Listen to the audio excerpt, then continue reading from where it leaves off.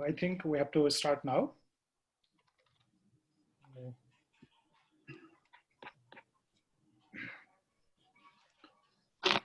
Respected speakers of the day, Honorable Madhav Kumar Nepal, the former Prime Minister of Nepal, distinguished professors Hu Si Singh and Mahendra P. Lama, my co-workers and fellow participants, my sincere greetings and very good afternoon to you all in this completely sunny Friday from Kathmandu. My name is Yuvraj Soulagai, and I'm the vice chairperson of one of the organizing institution, NIIR. I will be moderating the session of today. We will spend around 2 hours with this webinar, firstly listening to the speakers for around 20 minutes each, and then interacting with them, followed by a question and answer session. With the brief comments by the session chair at last, the webinar will be concluded. Before the formal startup of the webinar, let me say a few words about the organizers. Nepal Institute of International Relations, one of the organizers, is an independent, non-governmental, non-profit making organization established in 2019, being registered in the government of Nepal, with the objectives of doing research and conducting regular discussion forums on international politics, diplomacy, and foreign policy. Similarly, China Center for South Asian Studies, CCSAS of Sichuan University, one of the top think tanks in China, was established in 2017. Focusing its attention to policy research and consultation, the CCSAS aims to facilitate relevant decision-making to CPC and the central government of China. CCSAS is actively engaged in international exchanges and friendly cooperation with the number of research institutes in South Asia, including Nepal, India, Pakistan, and Sri Lanka. Ladies and gentlemen, the present webinar has been organized to discuss on the foreign policy of Nepal in the changing geopolitical context. We believe that the thematic analysis on the issue by the Nepali former Prime Minister and prominent experts on the neighborly countries, China and India, shall be very fruitful to find the relevance of Nepal's foreign policy and provide the appropriate recommendations to the government of Nepal. Now, having said with this, I would like to call upon Professor Dr. Huang Yon-song, coordinator of CCSAS of Sichuan University, to chair this session.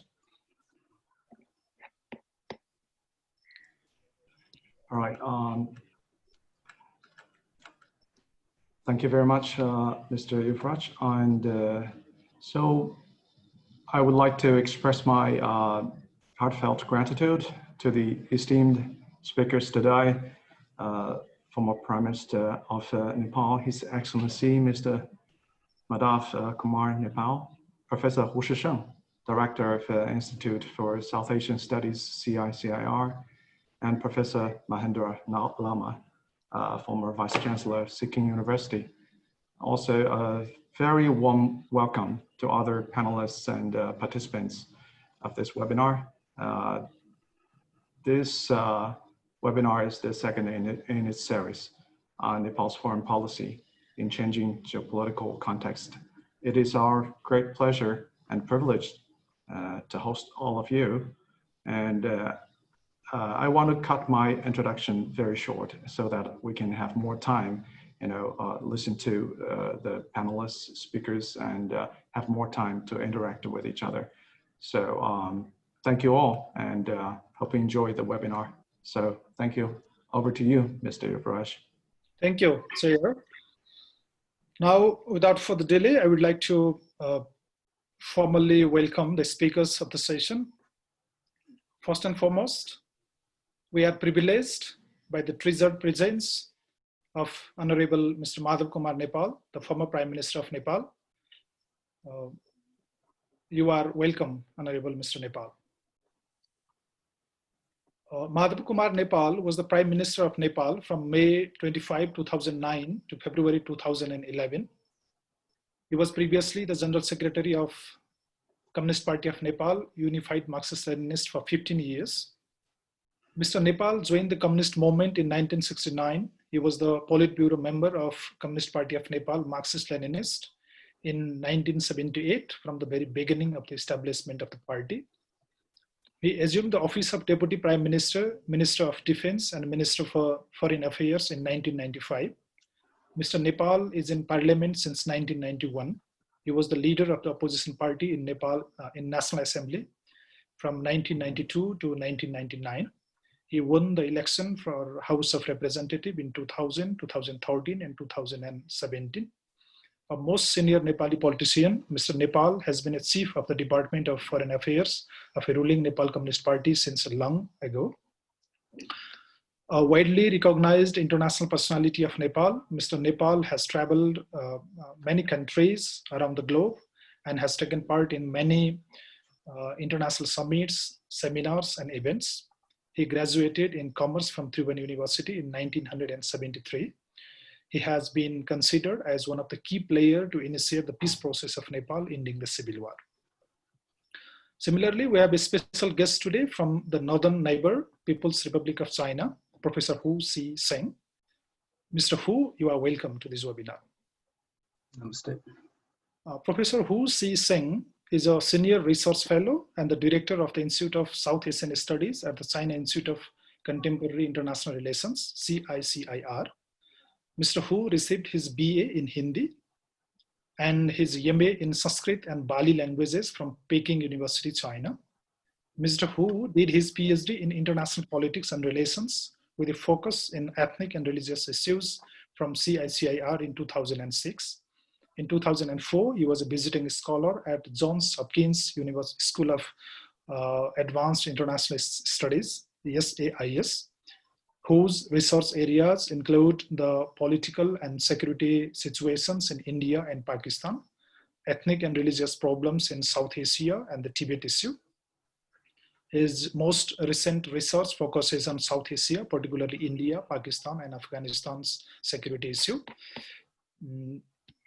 One of Mr. Hu's published books is Tibetans in Exile, The Construction of Group Identities and Its Embarrassment, published in 2008. Professor Hu currently lives in Beijing, the capital city of China.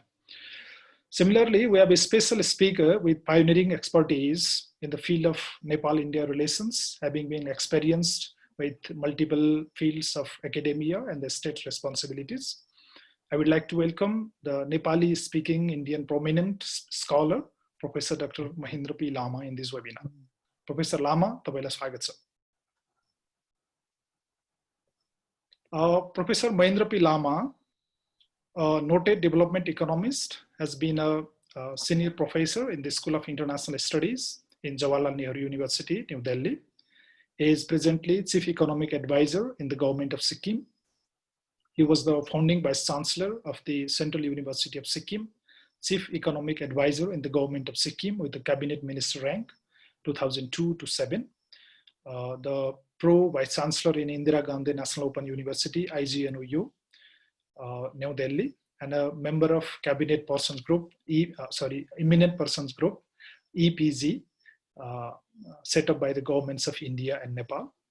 Professor Lama was also a member of the prestigious National Security Advisory Board of Government of India, the chairman of Center for Central, Southeast Asian, and Southwest Pacific Studies in JNU, and has been nominated as a member of the advisory board by the Ministry of External Affairs in the recently set up ASEAN Studies Center in Northeastern Hill University of Shillong. He was India's representative in the steering committee of the coveted South Asian Forum set up by the heads of the states and governments in the 6th SAARC Summit in Thimphu in 2010, an independent expert group set up by the SAARC leaders in Colombo in 1997. He has been nominated by the President of India in the highest executive boards of various leading institutions of India, including IGNOU, Northeast Hill University, Hyderabad University, etc. Actually, he has a very vast area of experiences, so I would prefer to be short.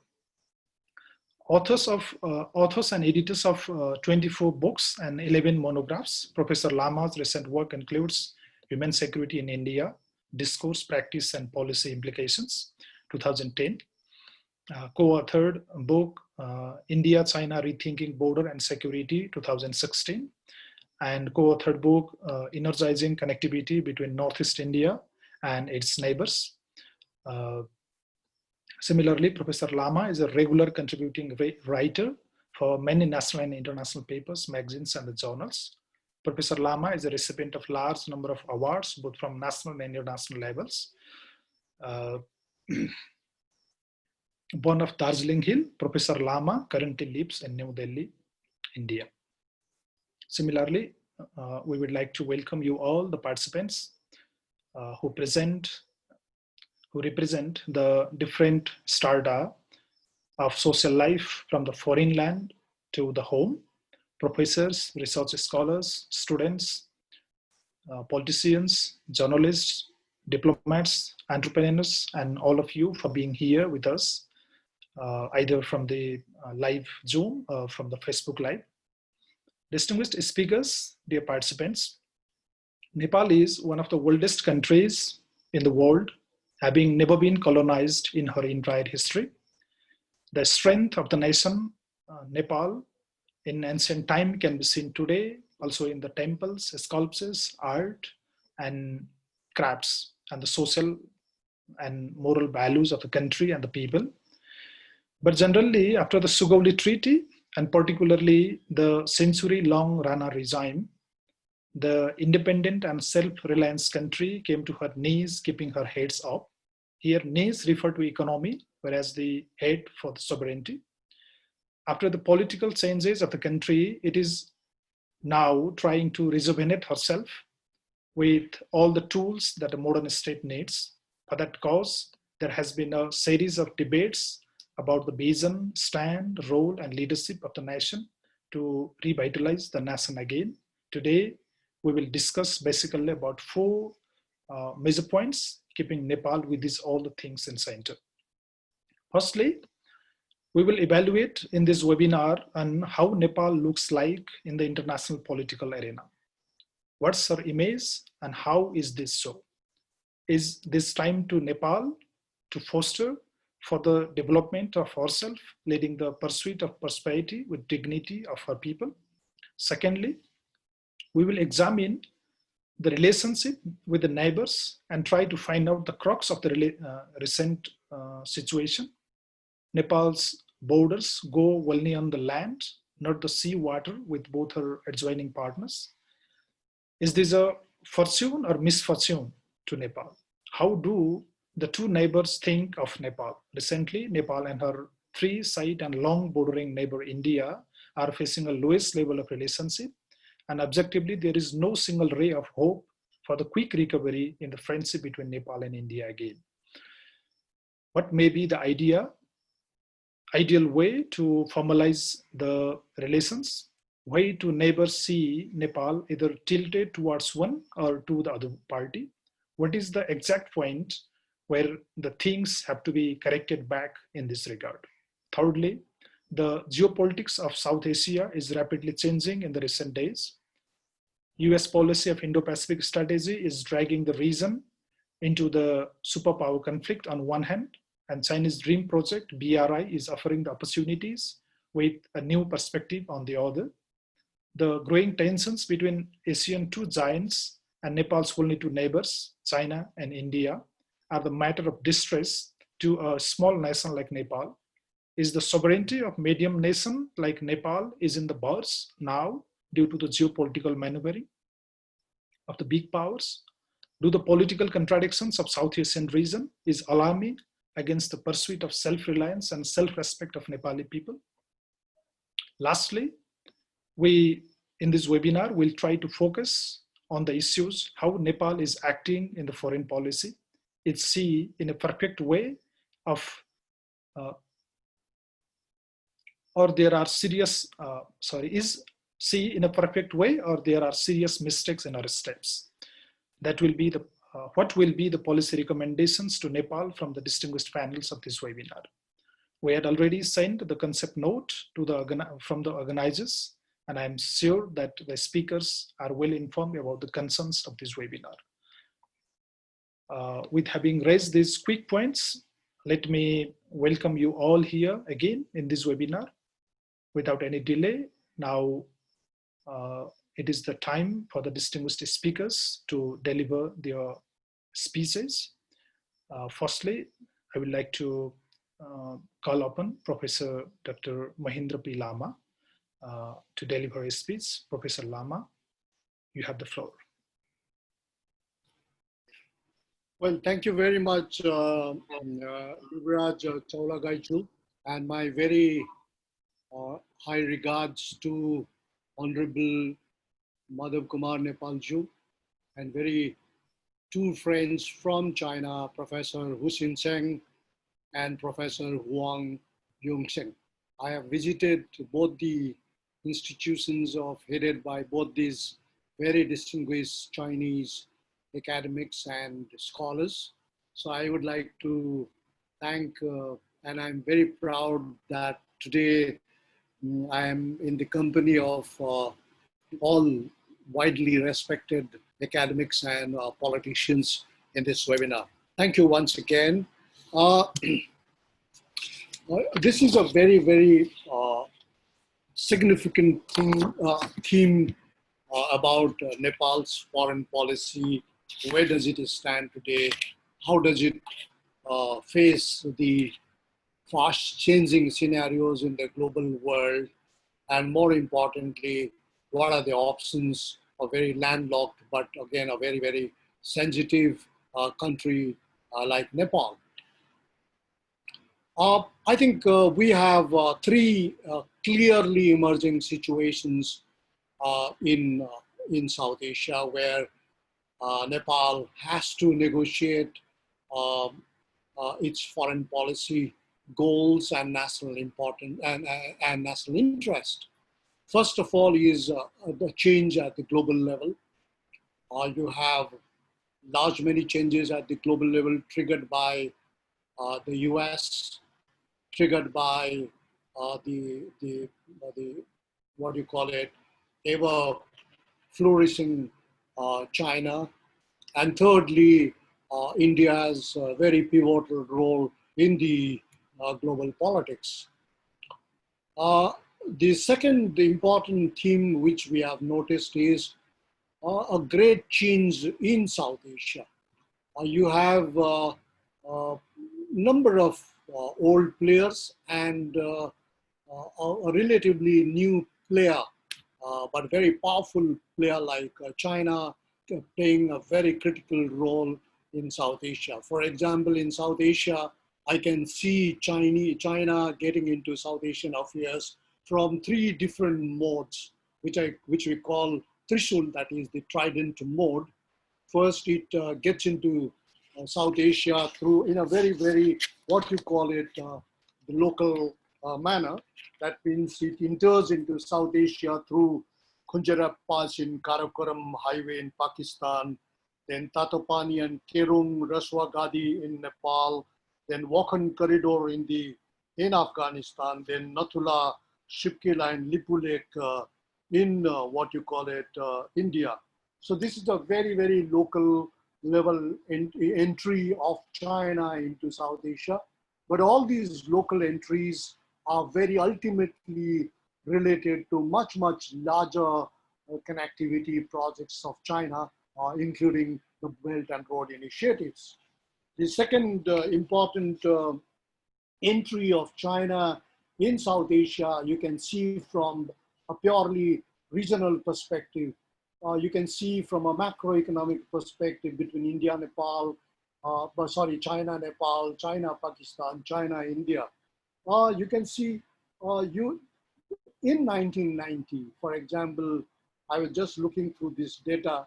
I found the total trade of China with South Asia was hardly $1.18 billion, and it increased to $5.57 billion.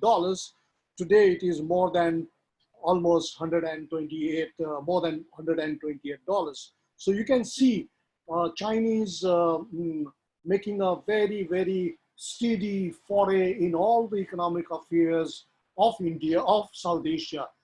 Bangladesh's total trade, world imports, China would be almost 23%, India would be about 15%, Pakistan would be 24%, and Sri Lanka would be 19%. It used to be so meager and so thin about 20 years back. Today it is so significant and so noteworthy.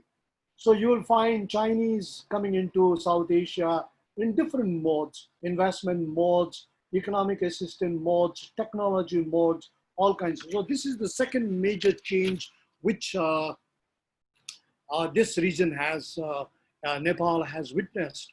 And the third Nepal has witnessed is a very significant shift in its own bilateral relations and its own domestic political configurations.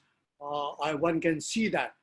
You can see a shift in Nepal's foreign relations with the neighboring countries, including India and China.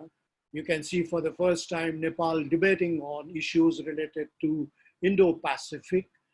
You can see Nepal dealing intensely with domestic political configurations and to a large extent, domestic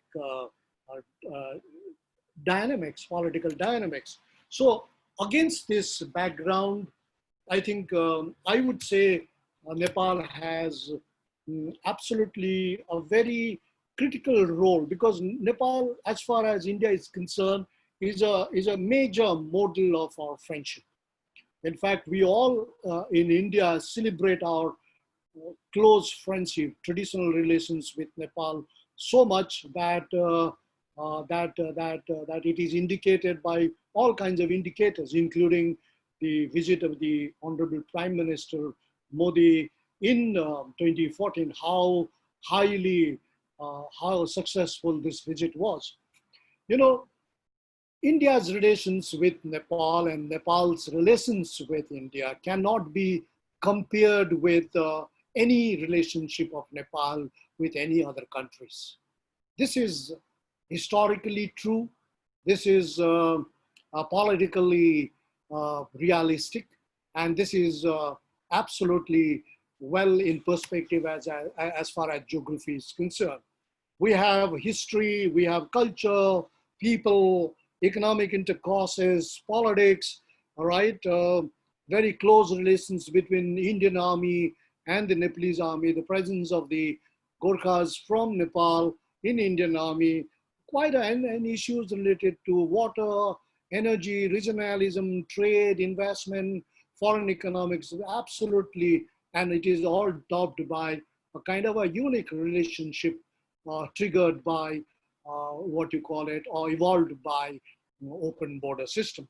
Therefore, it can never be compared with any other country. So when some critics, when some, megalomaniac in social media starts criticizing India-Nepal relations on these lines at that time, some of us who have been very closely observing this relationship for almost 40 years now would say that that these are all useless discussion.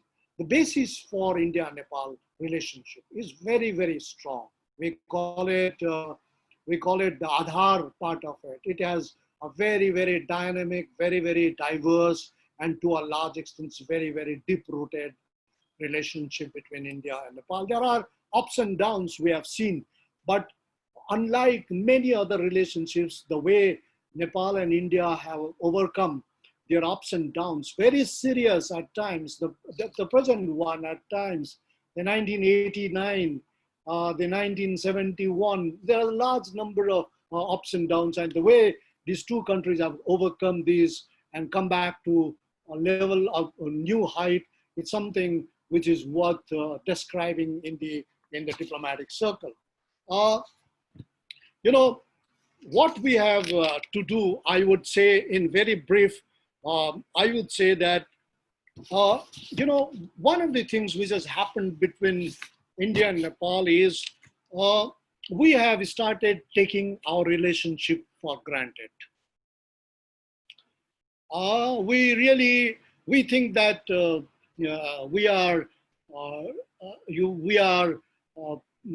too integrated in terms of polity, in terms of our economic systems, in terms of people to people cooperation. And that is rightly so. Look how many millions of Nepali nationals will be there in India, and how many lakhs or millions of Nepali Indians would be there in Nepal, doing all kinds of business, all kinds of interactions, all kinds of given that situation and given the nature of our geography and border, I think to a certain extent, this kind of taking for granted each other is is to a large extent is to a certain extent is reflected in our liberal attitude also. But I think the recent incident between India and Nepal, with regard to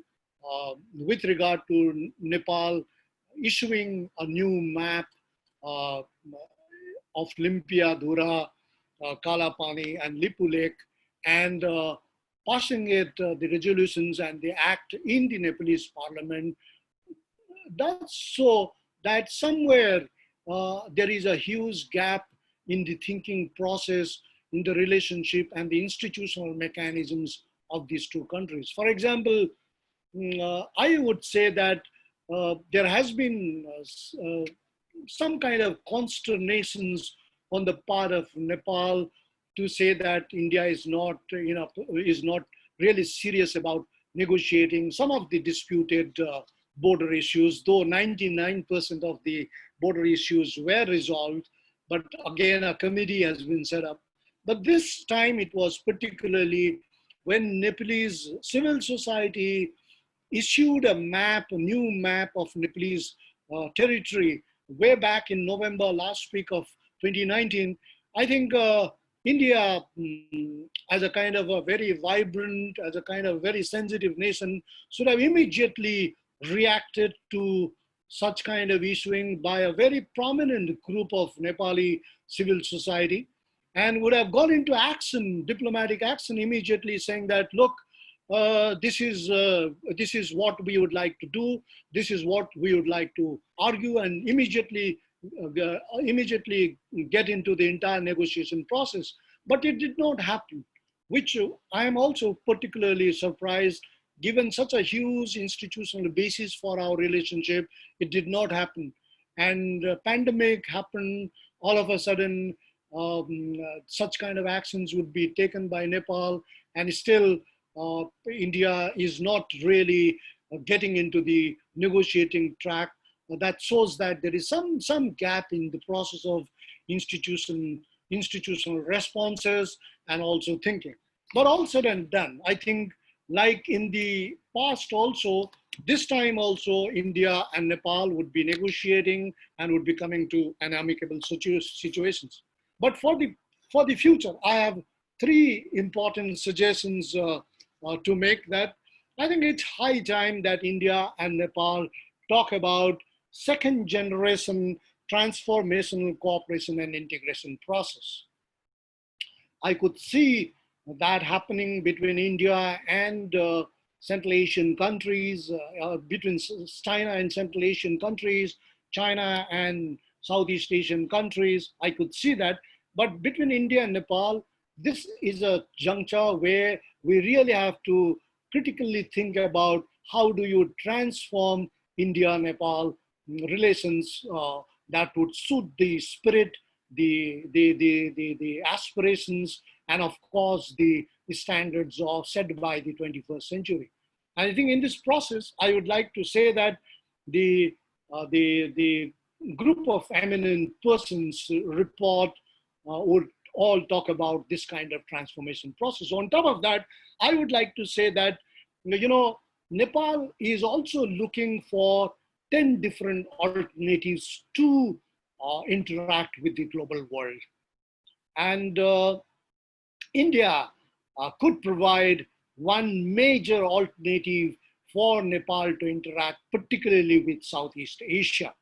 And that can be done through what India's very about foreign policy known as India's Act East policy, very seriously advocated and implemented by our Honorable Prime Minister. Nepal has a very strong relationship with Southeast Asian countries in terms of army, in terms of its political, in terms of its cultural intercourses, in terms of economic intercourses.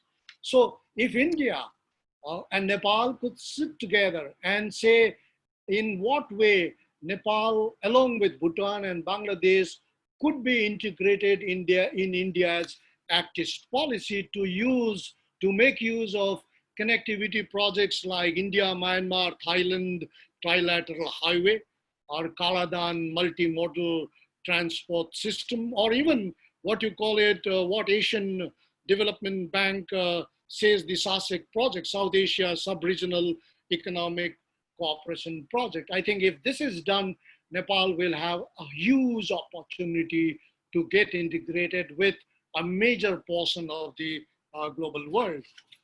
That is true, and that would open a lot of opportunities. Say, for example, Nepal can get access to the sea-based submarine cables for the high bandwidth connectivity from the Indian Ocean to Bangladesh and to straight to Bengal, Darjeeling, and to the entire in Nepal. Similarly, Nepal could be considered as a major actor in the trans-border value chain. Nepalese, why should Nepal depend on only Indian market for its goods, products? There's a huge market. For example, Nepal can join through this Act East policy of India, agriculture, flowers, tea, cardamom, ginger value chains, the textile value chains across Southeast Asia and further to East Asia, right? And be a major partner in the what you call the transborder value chain. Say, for example, I would always say that Nepal has one of the most valuable and one of the most price-fetching agricultural products. And as the Nepalese farmers are very, very progressive, they can really take this market. This is where I would feel that second generation reforms could be taken place by converting India and Nepal into a common market. This was there in 1960 India-Nepal trade treaty, and this was promoted very extensively. In any case, we have such a huge and brisk trade agreement. Therefore, one of the added value to in this process is when you have a common market is you have large number of Japanese industries and manufacturing centers trying to relocate from a country like China and moving gradually to countries in South Asia, particularly Vietnam. And the Japanese government is very consciously promoting such movement of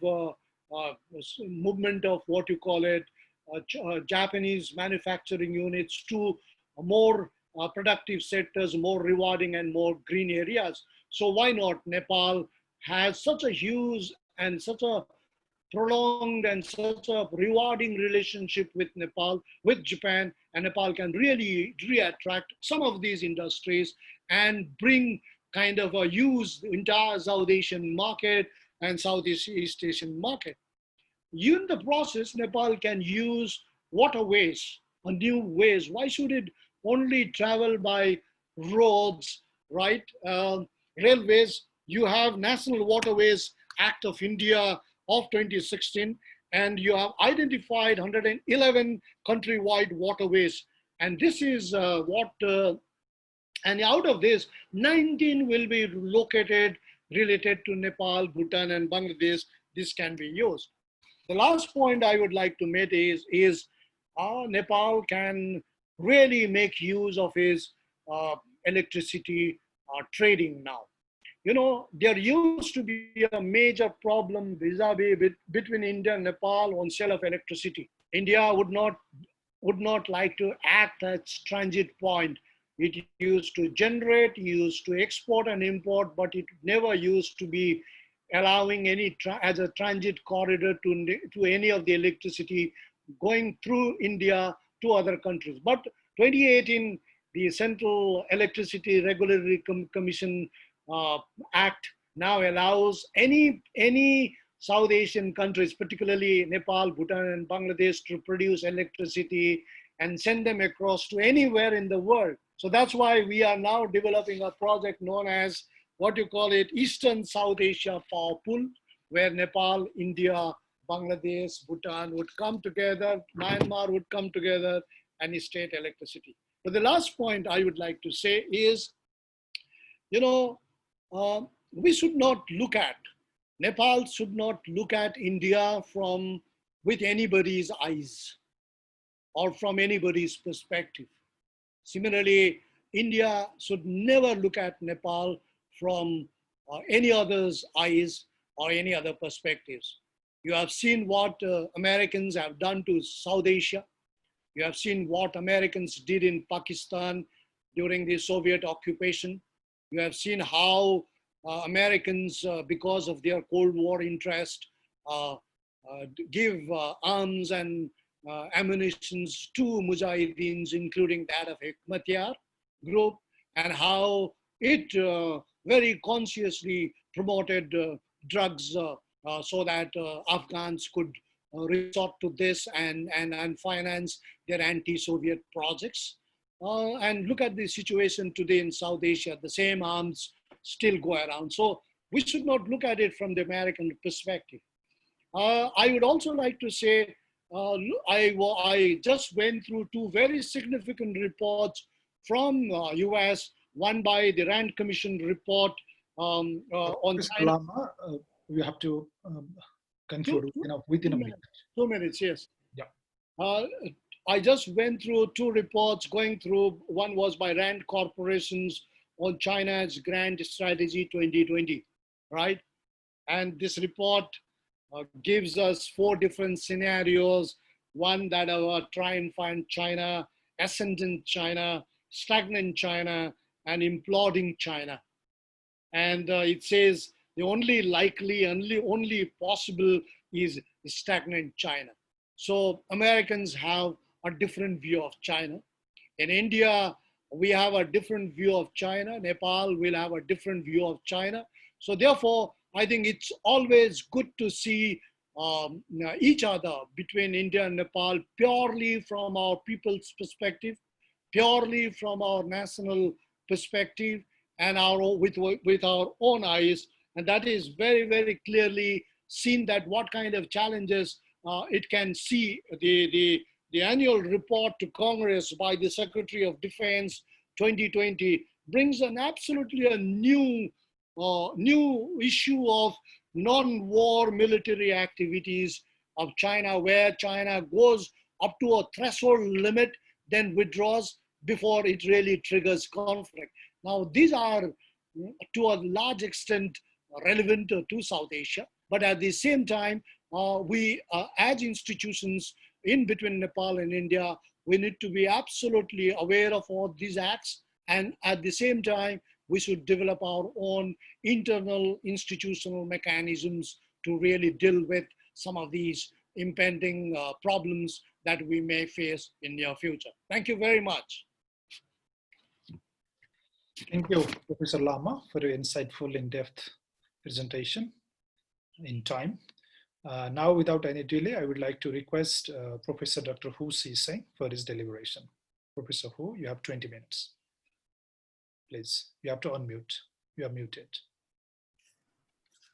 Thank you. Thank you for the organizers to have me here, and also to give me the chance to meet old friends, especially His Excellency.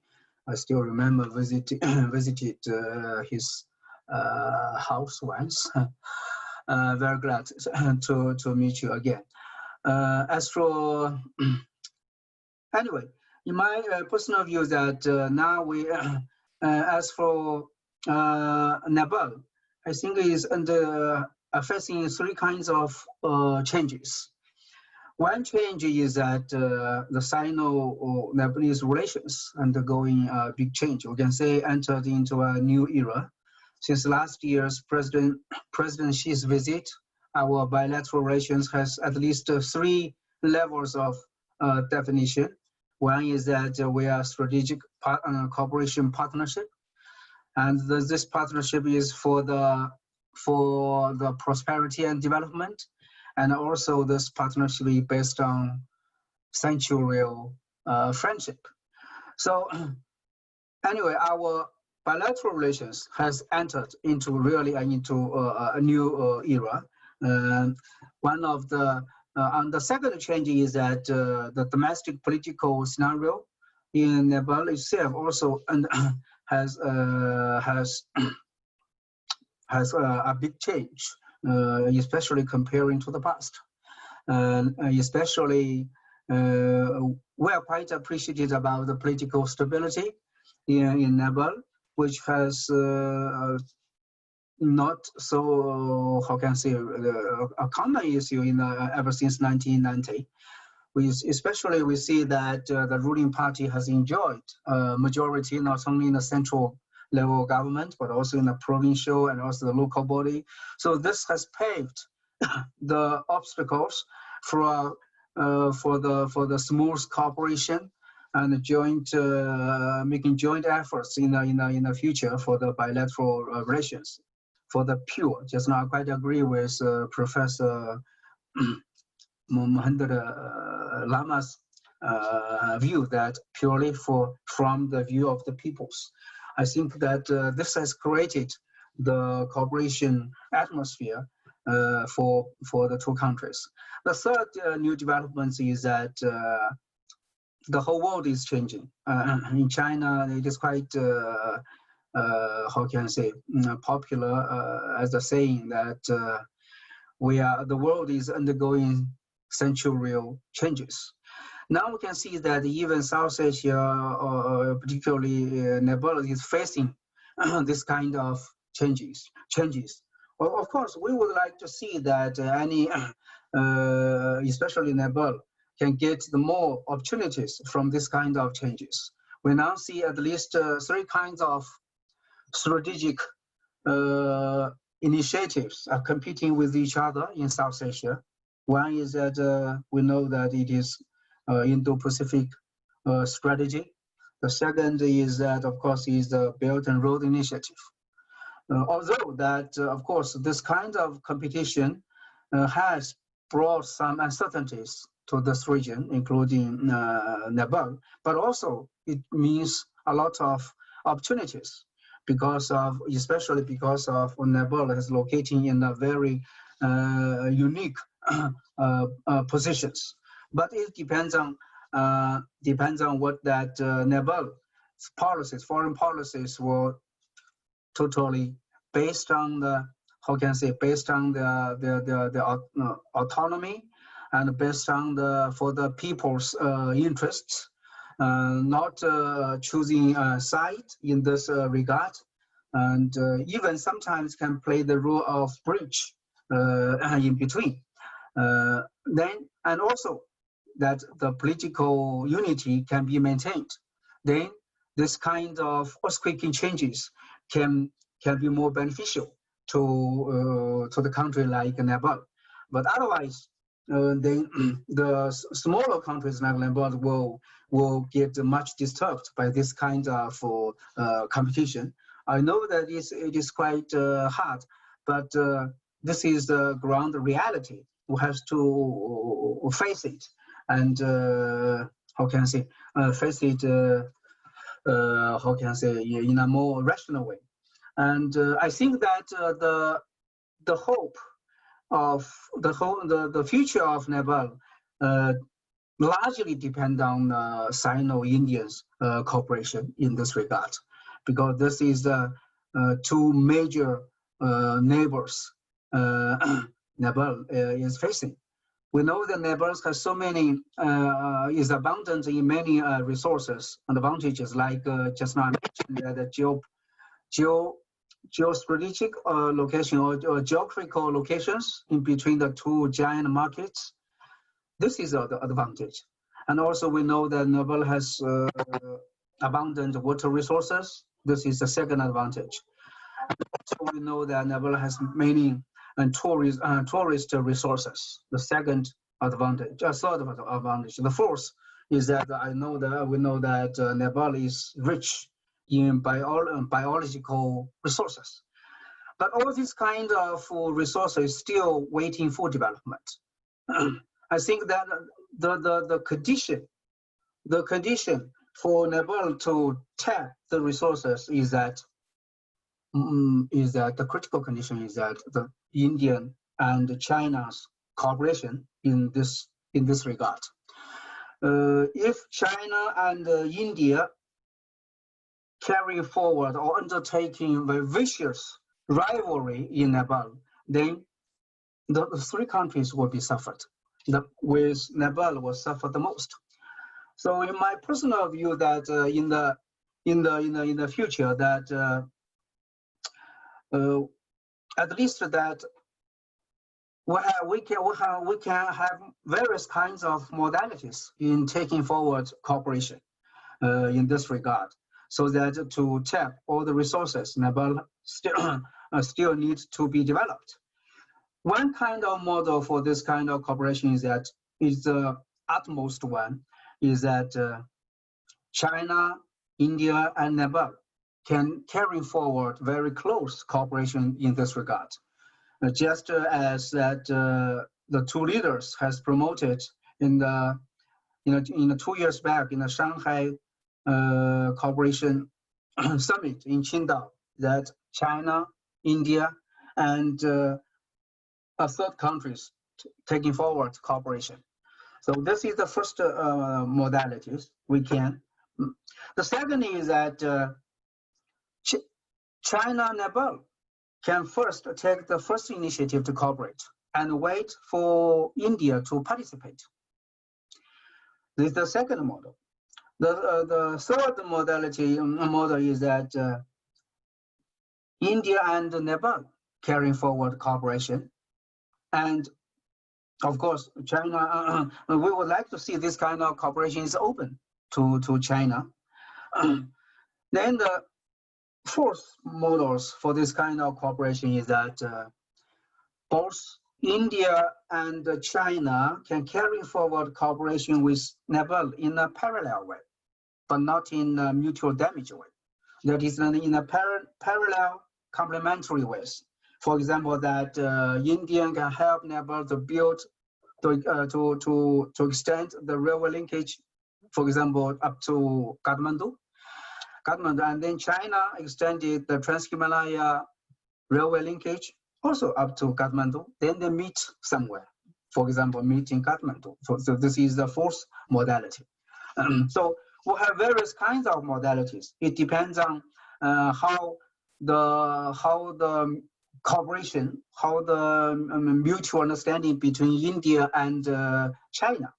But Nepal's development, it depends on this kind of cooperation. Cannot live without this kind of cooperation. But we have more kinds of cooperation in the future. Then my third point is that the prosperity or the happiness of Nepal or the prosperity of Nepal depends on three important conditions. I have just now I have also repeated that. One is that the political unity within Nepal. This is the utmost thing. We know that ever since 1990, after the first people movement, because of the political uncertainties, Nepal has really lost so many years for the development because of the political uncertainties.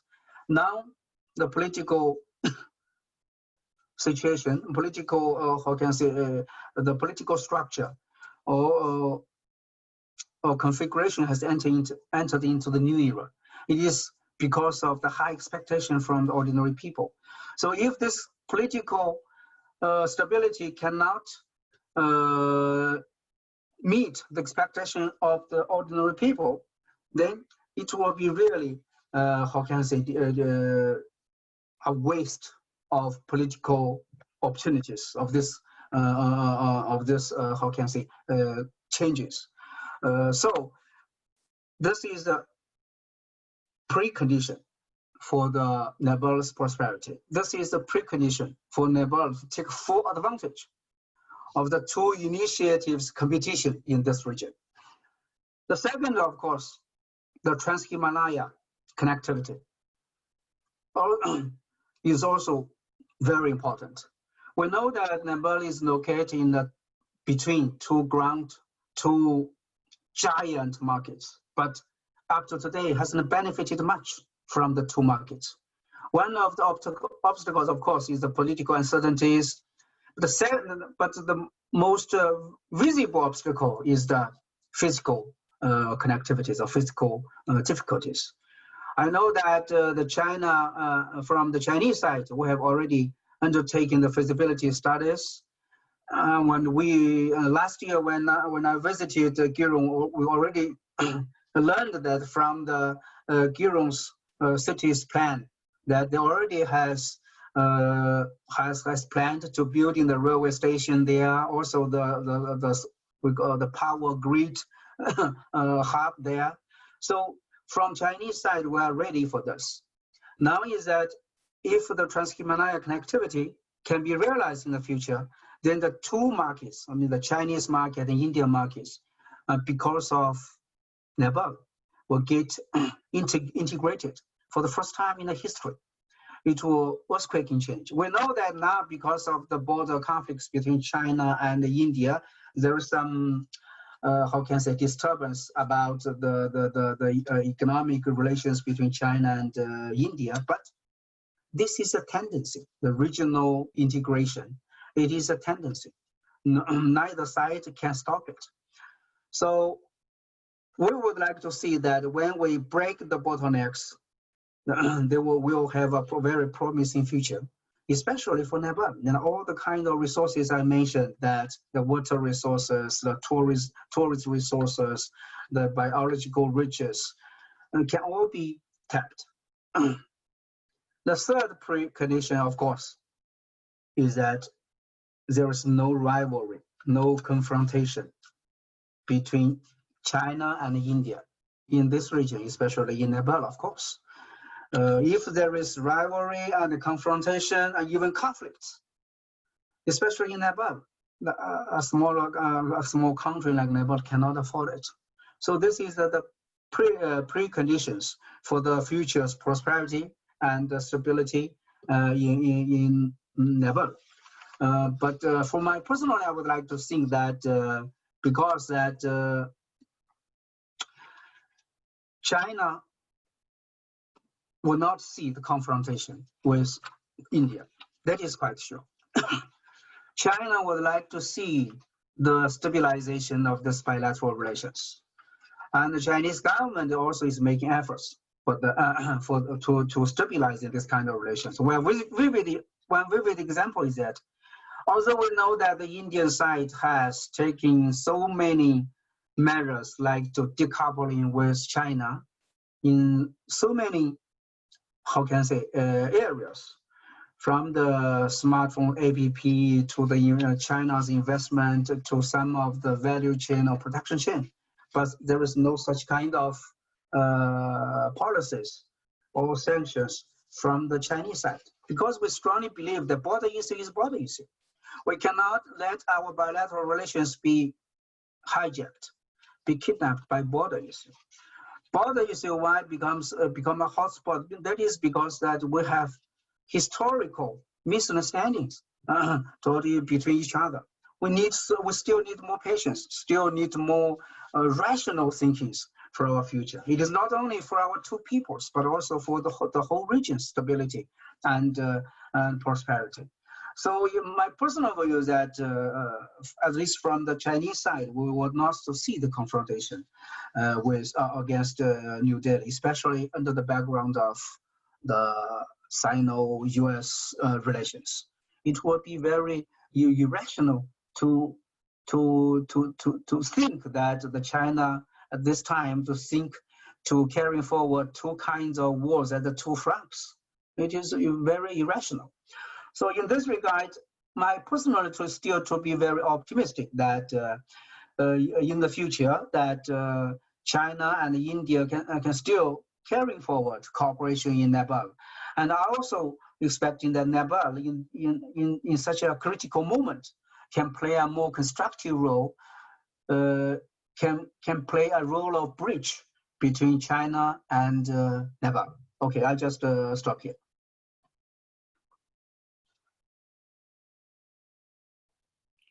Thank you, Professor Dr. Husi Singh, for your brief but in-depth and prolific presentation here with us in this webinar. Now, without any delay, this is a time to the keynote speeches by Honorable former Prime Minister of Nepal, Mr. Madhav Kumar Nepal.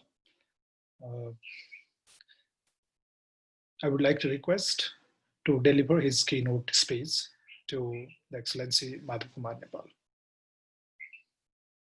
For 25 minutes, please proceed. You are muted, sir. You have to unmute. It's okay? Yeah, now it's okay. Now, We can hear. Please proceed. dear scholars, intellectuals, participants, and friends, good afternoon.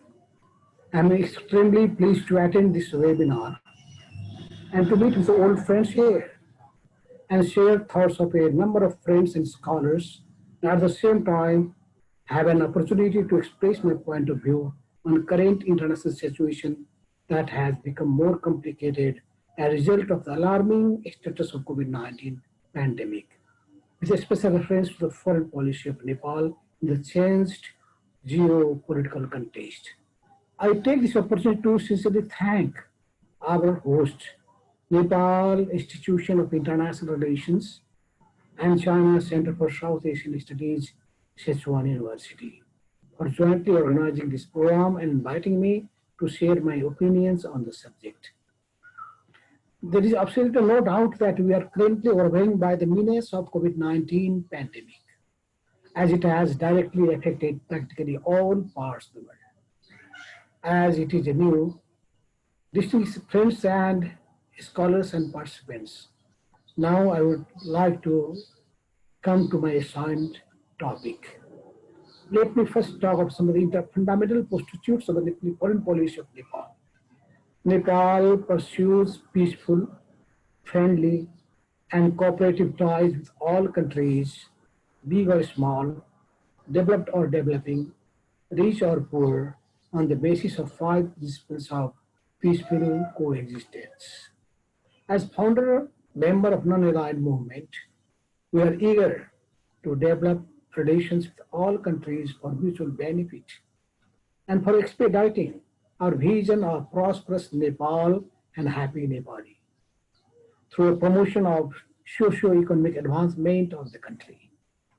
The principle of non-alignment, which was founded in order not to divide the world on the basis of ideology, religion, or similar reasons, is equally relevant, if not more, in today's divisive world, as it used to be in those days. As explained above, in the event of the rising conflict between nations, we must remain highly alert of the developments. We must not get involved in a complex situation evolving out of the interest clash among powerful nations. We must advance as a neutral, independent, and non-aligned nation and maintain relations with all and formulate policies in accordance with our own interests and needs.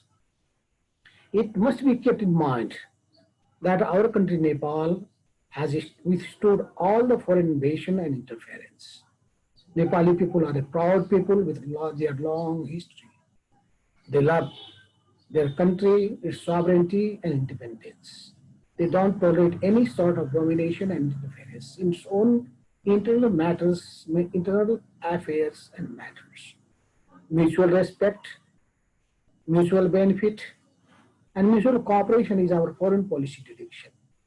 Any such matters having debate and dispute with other countries, specifically neighboring countries, can and should be resolved through dialogue on the table. We must maintain our non-aligned image. Nepal is committed to the principle that none of the countries should go into any kind of war. We all the time call for maintaining peace and resolving the conflict through dialogue and negotiation.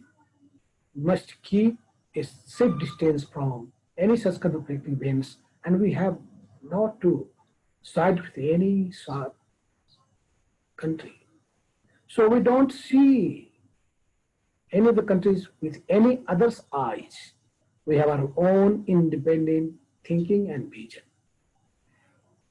So especially after the assumption of power by the Nepal Communist Party government 2.5 years ago, following our massive victory in the general elections under the Constitution of Nepal promulgated in 2015, we have created conducive and congenial atmosphere for accelerating the pace of development through harmonious and optimum utilization of our internal resources and foreign assistance.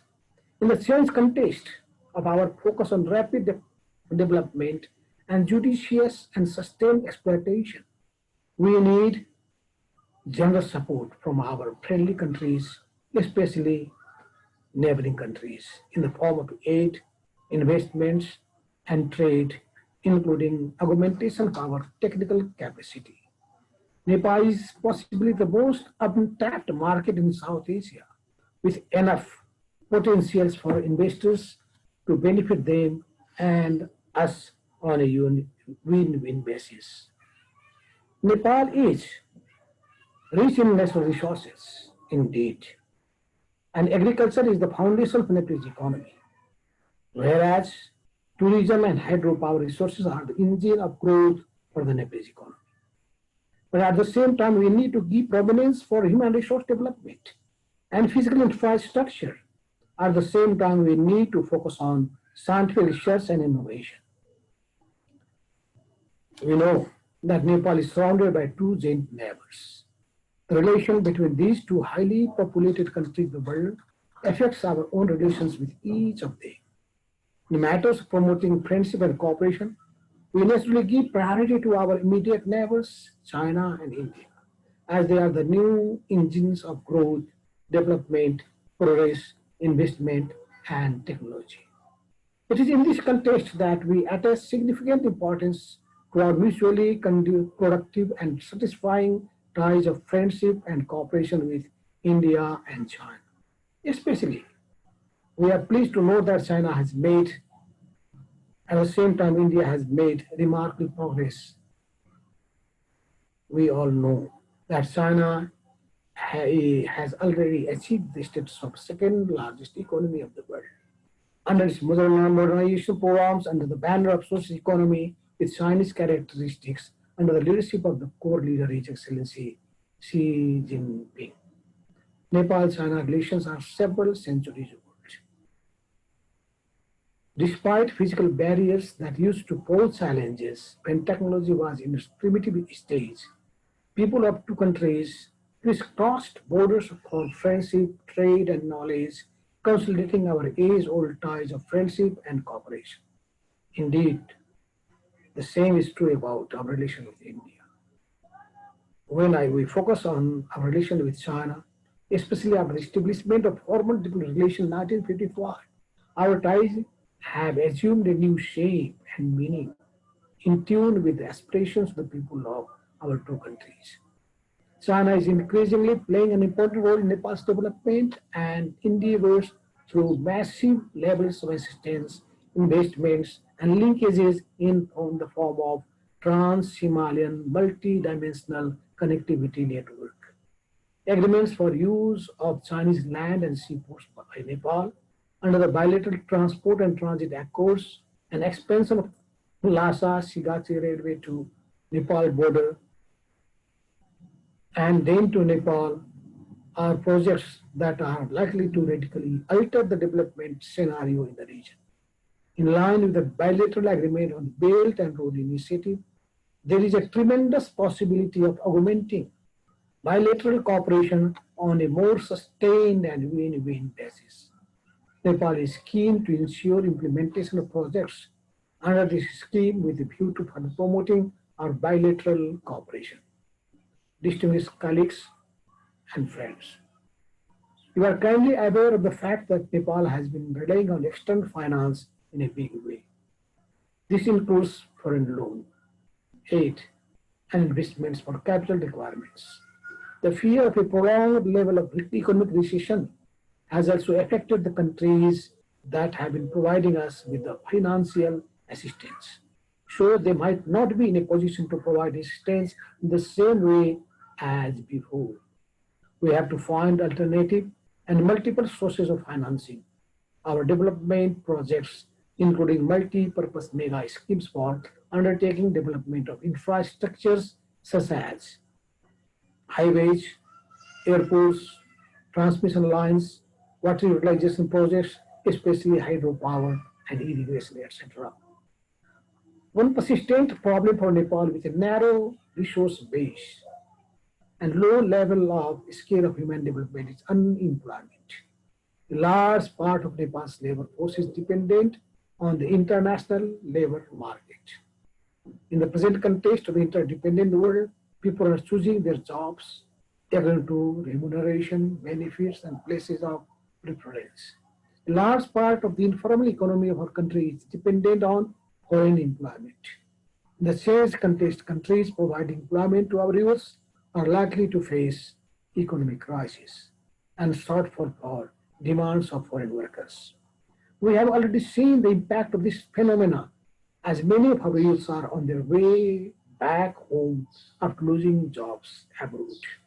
Upon their return, many of them are trying to engage in enterprises on their own, utilizing skills acquired abroad. This may be a positive side of the story, but many have not been able to find a way to eke out their living. As a result, the informal economy is also shattered in the process, resulting in the loss of livelihood for many. Time has come when we should think of new perspectives in terms of ensuring jobs to our people through both training and orientation, and provisions of capital and technology. We need cooperation and expertise of our friendly countries, especially the neighboring countries, China and India, in this aspect. The concept of economic diplomacy has to be reoriented in the light of these developments and our entire machinery. Ministry of Foreign Affairs, our line ministries and agencies, our development missions abroad need to be streamlined and professionalized with a view to making them fully responsive to the changed context. We must gear up for self-reliance in some core sectors such as agriculture and animal husbandry, and focus on areas of our competitive advantage that can attract investment, employment, skill, and other areas. There is absolutely no doubt that we should concentrate on some priority areas of agriculture, medicinal herbs, tourism and tourism-related sectors, hydropower, human resource development, scientific innovation, and research. Massive doses of investment in the form of technology and capital are required to materialize these efforts. Global peacekeeping is our preferred area of activity. As a country that has suffered prolonged period of internal strife and rebellion, we are fully aware of the importance of ensuring peace for progress, stability, and development. Under the umbrella of the United Nations peacekeeping operations, Nepal has played an important role in both keeping and maintaining peace on an international scale. Other people have served in various problem sports with acclaim. Nepal wishes to further strengthen this aspect of our foreign policy for ensuring global peace and stability. Many other factors have also started to assume importance in our foreign policy. That includes climate change, as we are prone to successive problems of erosion, landslides, and even deforestation with a telling impact on the livelihood of our people. We are sad to note that we lost many people in the floods and landslides this season on account of torrential rains. As our ecosystem is fragile, we should be quite careful in selecting modalities, undertaking development projects that are sustainable and environmentally sound. In this respect, we'd like to have cooperation with our friendly countries, especially both the neighboring countries, in facing with this problem. Friends, we wish to record on this occasion fruitful cooperation extended to us by countries and organizations, including India and China. As for the China, which has been the first country of origin of this virus, has tremendous research on the spread of the virus and has effectively contained the impact of COVID-19 at home. Besides, it has focused on helping several countries in their endeavors to mitigate the effect of the pandemic through supply of test kits, medical devices, and other badly needed equipment to thwart the negative impact of the pandemic. We feel that Nepal should learn from China's experience of handling lockdown, isolation, and contact tracing on the most vigilant scale, as the spread of the pandemic is threatening soon to nullify whatever success we have achieved in the field of both preventive and curative aspects of health, treatment, and administration so far. China can also be an example for countries that are now facing a dilemma of controlling the pandemic and keeping the economy running. New crises, though painful to deal with, bring forth new dimensions. We should try to convert problems and challenges into opportunities. While it may be an arduous journey for the time being, especially in the context of economic flux that has characterized the global economy, we should start thinking of post-COVID era for promoting a new international order that is not only just and equitable, but also takes into account the specific difficulties of poor and developing countries like us.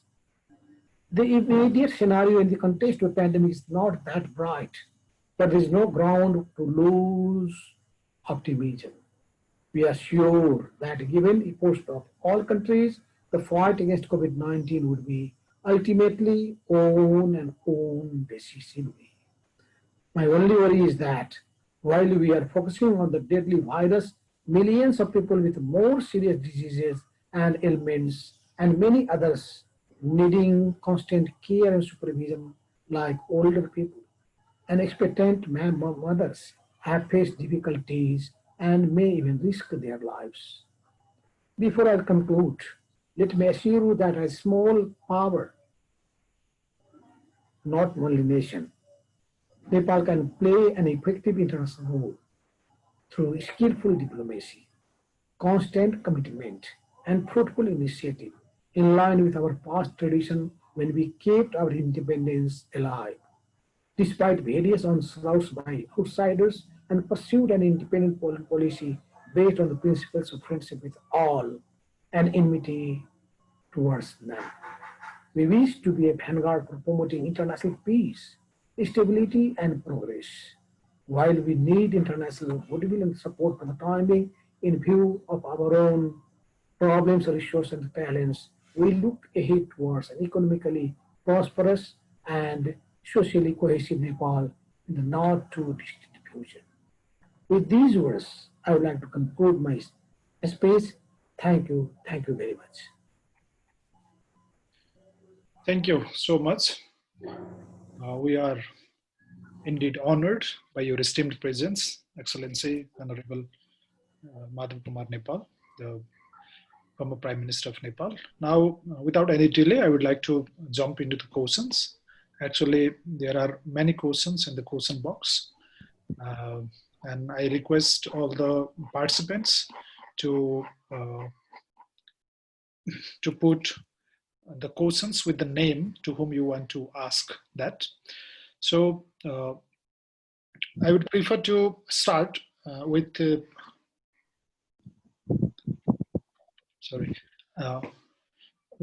Professor Mahendra P. Lama.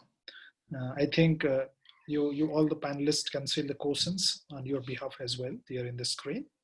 So, Professor Lama, what is your views on India's intrusion into Nepal's Kalapani areas and deployment of forces without Nepal's permission? That is the question to you.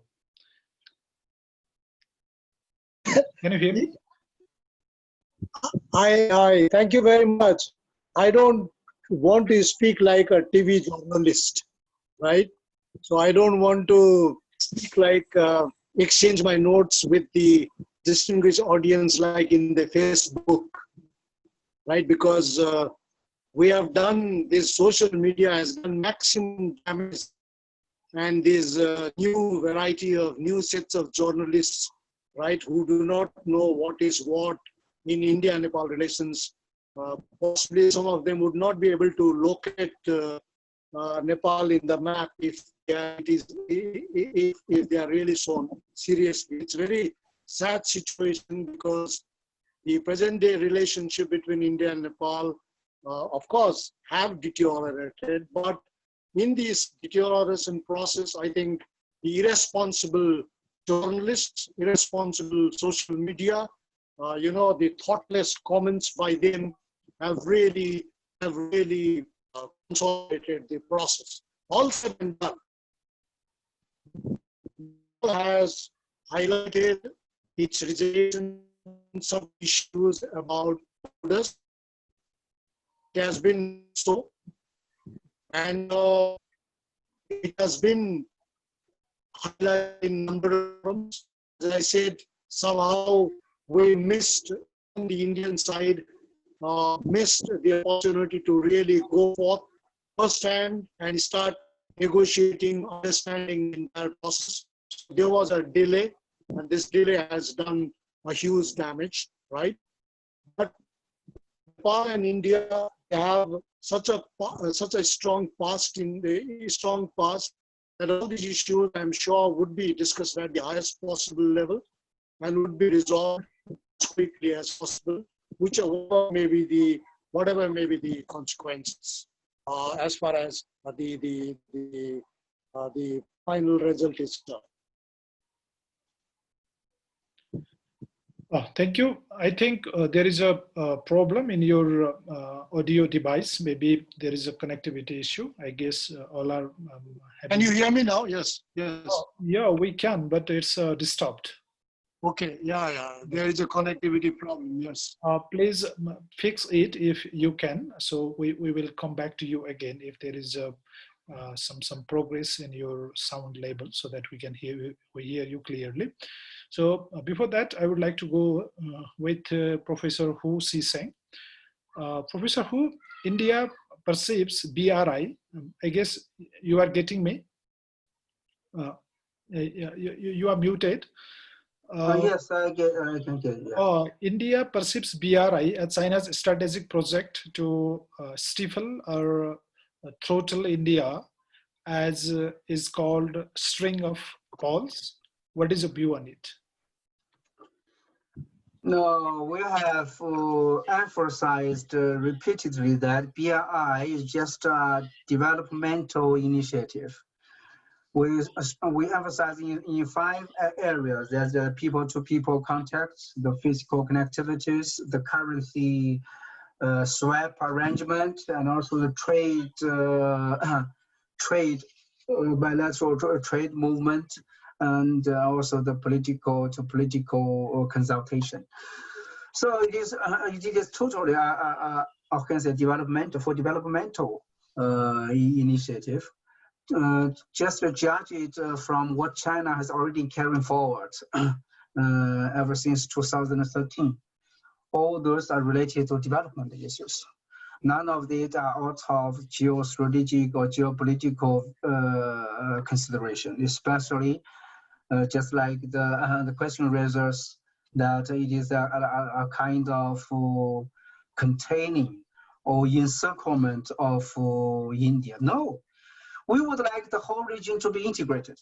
Suppose that in the future, the China's Trans-Himalaya railway linkage can further extend it to like Puthgaya, or you can further extend it to Sri Lanka. The whole region can become one part of how can I say economic unity.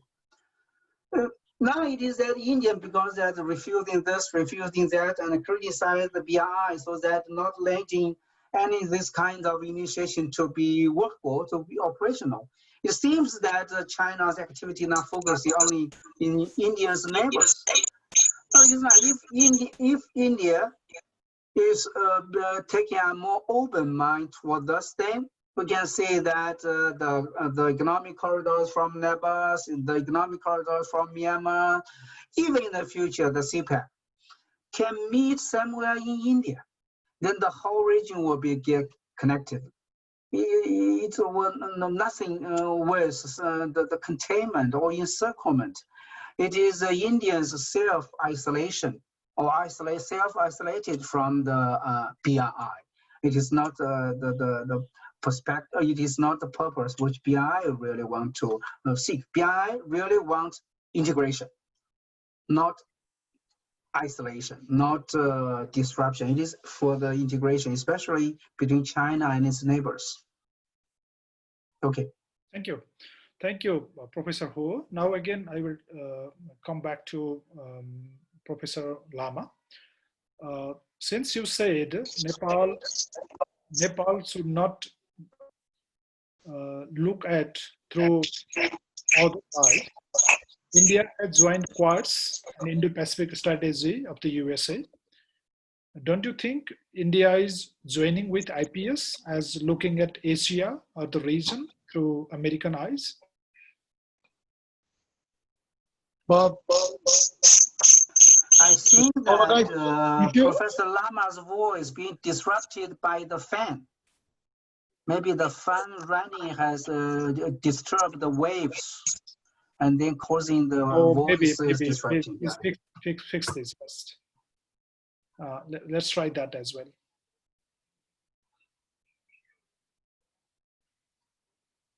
Professor Lama. So he's there, right there, but he has gone to Japan maybe. For this kind of cooperation is more important. We have to cooperate, right? Then.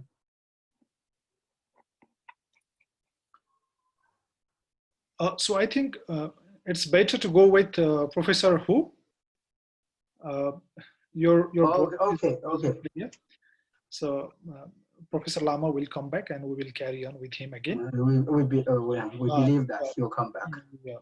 So you said Nepal's future depends upon the level and state of cooperation between China and India. Doesn't it mean that China is trying to look at Nepal through India's eye? That is a question by anonymous attendee. No, China view the importance of Nepal first, of course, from China, of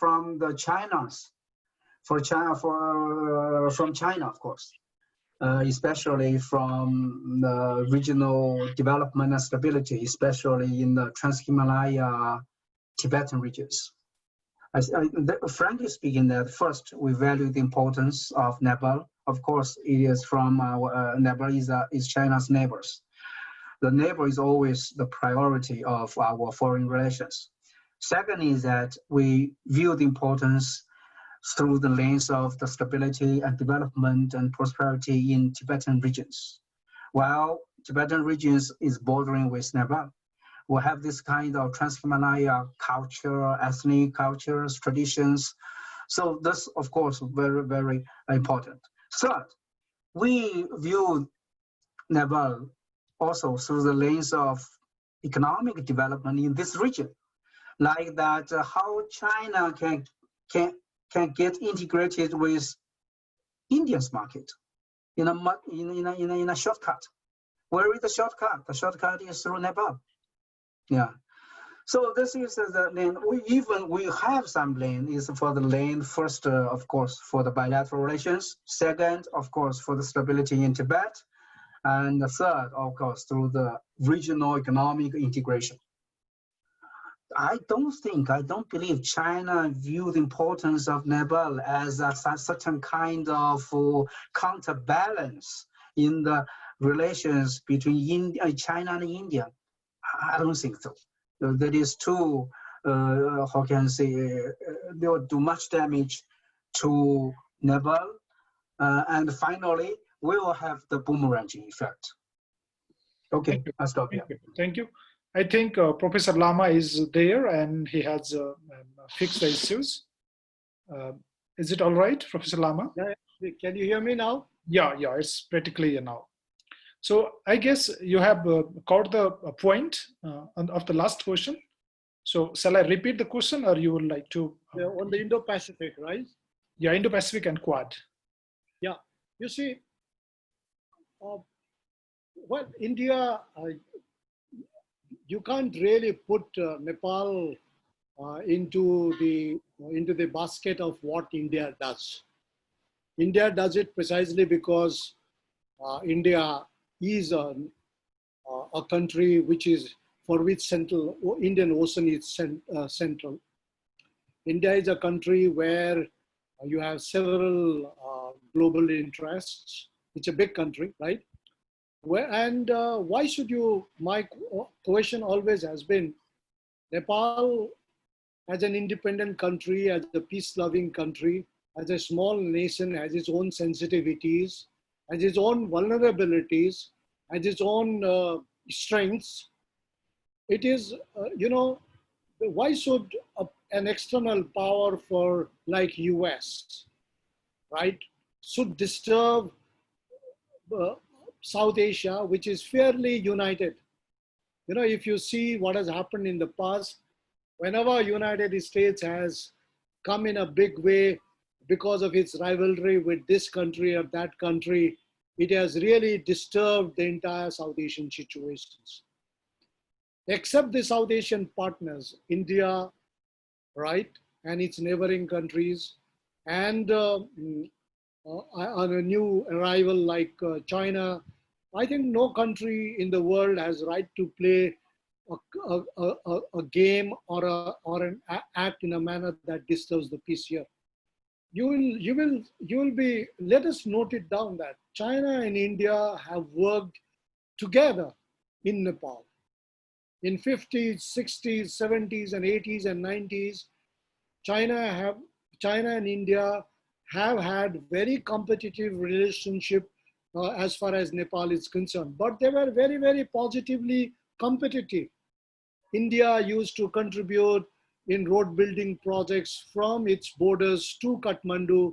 China made Kathmandu-Kodari highway. China made Sunkosi project. China made Ring Road. India made Siddharth Rajmarg. India, it's such a healthy competition between India and China. Never used to be the case.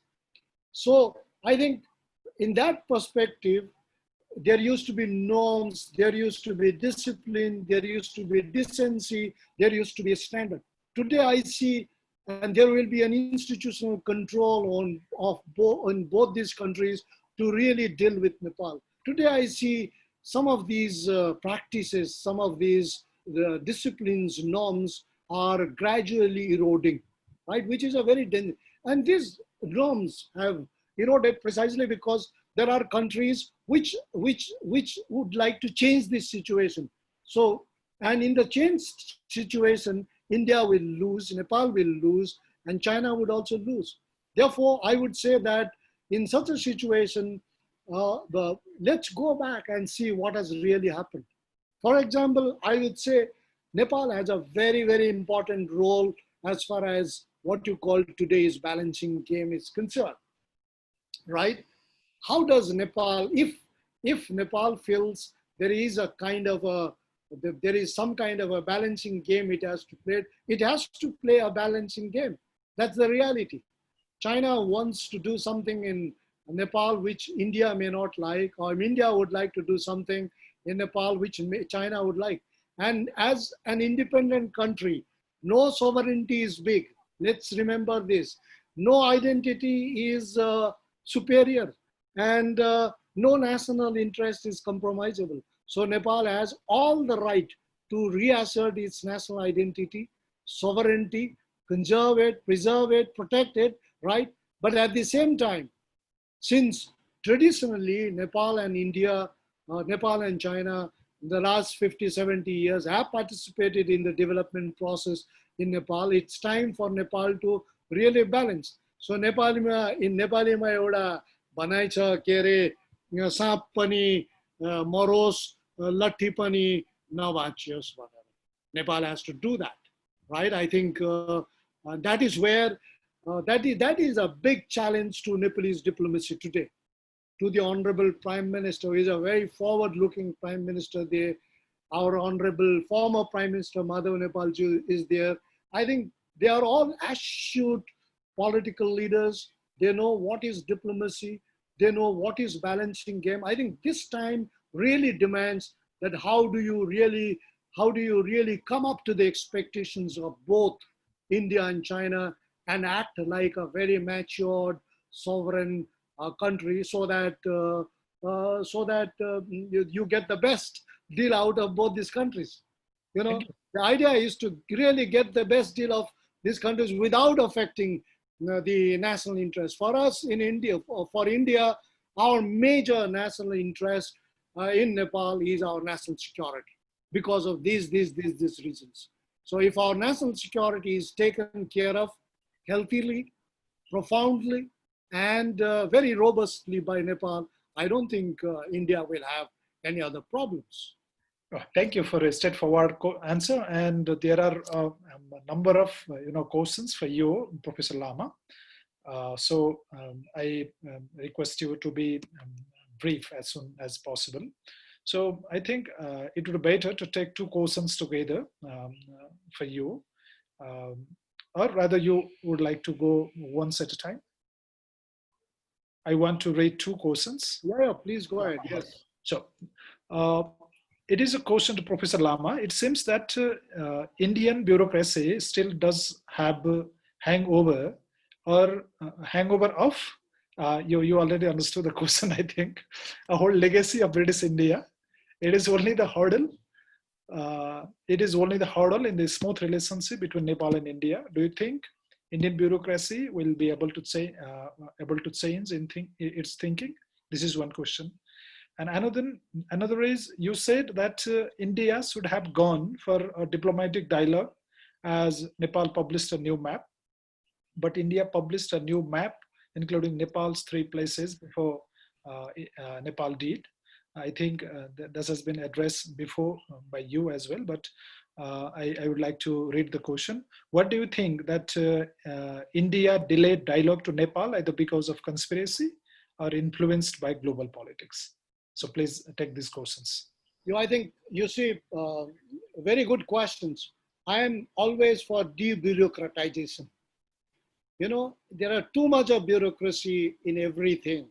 It is not only our relations with Nepal, internally also, we are, in India, we are pretty disturbed by bureaucracy. That's why you have economic reforms. That's why you have debureaucratizations. You have seen the latest measures taken by the India government. They have even debureaucratized even income tax, where you don't need to go to anyone now.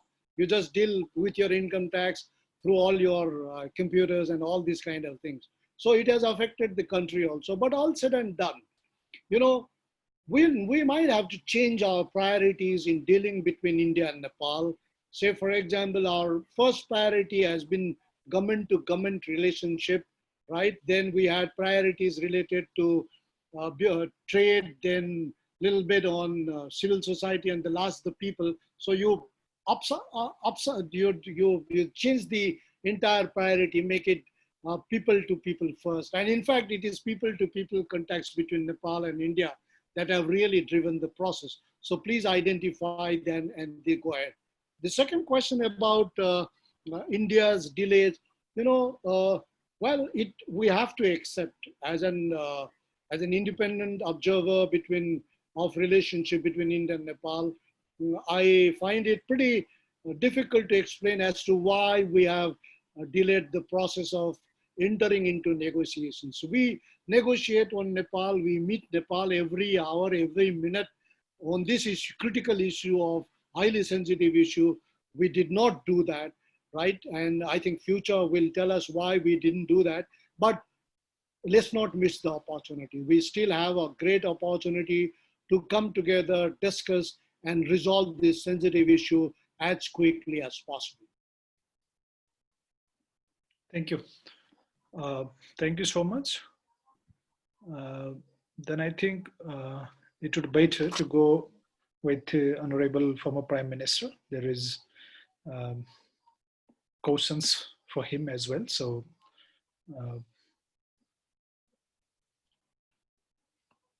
yeah, I'm going to ask this question to Honorable former Prime Minister, Mr. Madhav Nepal.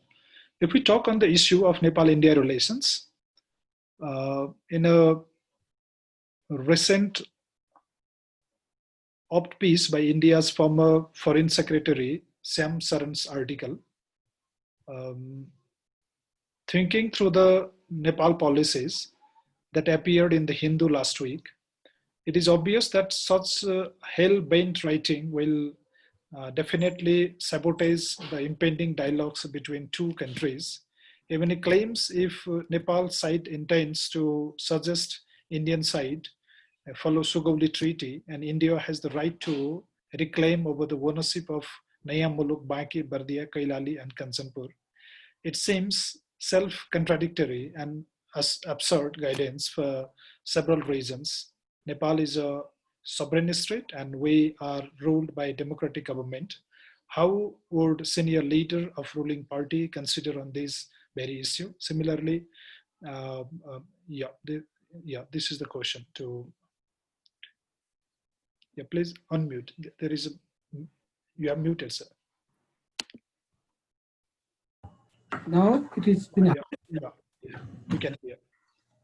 Yeah, there may be several opinions of different people, bureaucrats, scholars, media people, people on the street. That is one thing, even politicians. The thing is that we should keep in mind all these views expressed by different people. And we must have in mind, there are several categories of people. Those who want to make the relation very smooth, friendly, and close. Some people are there who all the time create some troubles. I will not put him on that category, but the thing is that everyone should be very responsible in speaking or in writing, so that the relation which has become some complex during this period should become more smooth.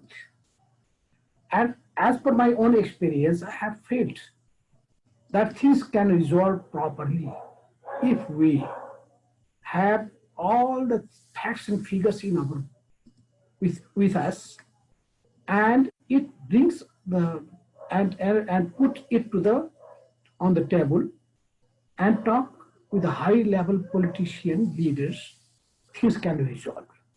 So whatever someone says, whether that is this part of the thing should be in the interest of India, and then Nepal will claim another thing. In Nepal, you know, you have several opinions in Nepal also. Someone will say that we should go back even before the Sugauli Treaty. Yeah?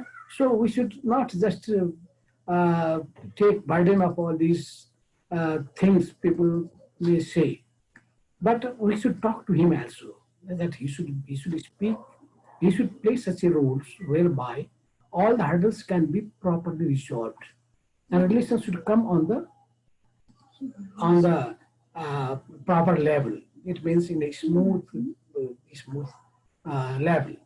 So we all know that because of this Kalapani issue, and there has been the problem between Nepal and India relations. And even before that, you know, even before the inauguration of the road and the publication of the map, there was some issues during the 2015 period, when there was the signing of the agreements between India and China.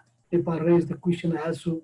So the thing is that whether that territory belongs to Nepal or not, if there has some suspicion on the mind of any scholars, bureaucrats, intellectuals there, and even politicians or the ministry there, we can sit together, put your views with the facts and figures, we'll put our views with facts and figures, and we should see what is that international practice is and resolve it. So everything can be resolved, but there should be the desire to resolve it. And there is no other way than to resolve it because we are neighbors. Friends can be changed, but neighbors cannot. And at the same time, we know that Nepal has, and India has to live with Nepal, and Nepal has to live with India. And the same is true about China also. That's why we don't see any of our neighbors from anyone's eyes. We have our own independent Nepali eye. Through this eye, we view all things. So we don't like to just take the side of this or that country. So I think that I will not go in detail or just accuse any people, but I know Shyam Saranji well, and he has to make all the clarifications about all these things because there has been the perception in the mind of Nepali people that he's a good friend of Nepal. He all the time takes Nepal's interest into at the utmost level. And I have heard Nepali in Indian politicians all time telling me, even the Prime Minister of India have told me that they give prominence to the interest of Nepal. So this can be resolved properly. That is the thing. I will not go more to speak on this issue. Thank you. Thank you so much. Again, there is two questions to Professor Mahindra Lama. One, how do you assess Modi government's foreign policy towards Nepal in comparison to previous Manmohan or previous governments? How do you see his neighborhood first policy at this juncture? And second, as you mentioned, EPG reports talk about all transformations Nepal-India relations should carry out. And what does it mean to you as India is not willing or receiving the report? These two questions to Mahindra Lama, sir. Well, thank you very much. In India, we have individuals and institutions, right? Like in other countries. Prime Minister Narendra Modi's foreign policy has been very upright, has been very forward-looking. And the way he visited Bhutan and Nepal in the very few months of his taking over as the Prime Minister of India did show that he's very, very clear about his foreign policy as far as neighboring countries are concerned. And so in the past, you will see many things could happen during Prime Minister Manmohan Singh's time also. But see, all said and done, 2-3 things we have witnessed. One is what Prime Minister does, that is true in all other countries also, the institutions have to really carry it forward, right? The institutions that implement the policies, the institutions that operationalize the policies have to carry it forward.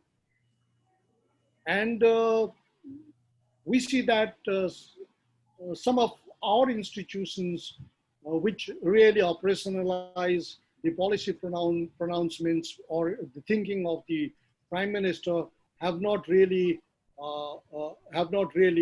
risen to the occasion. And there is a gap between what has been announced and what has been actually realized. This is absolutely true. But at the same time, we have also witnessed the fact that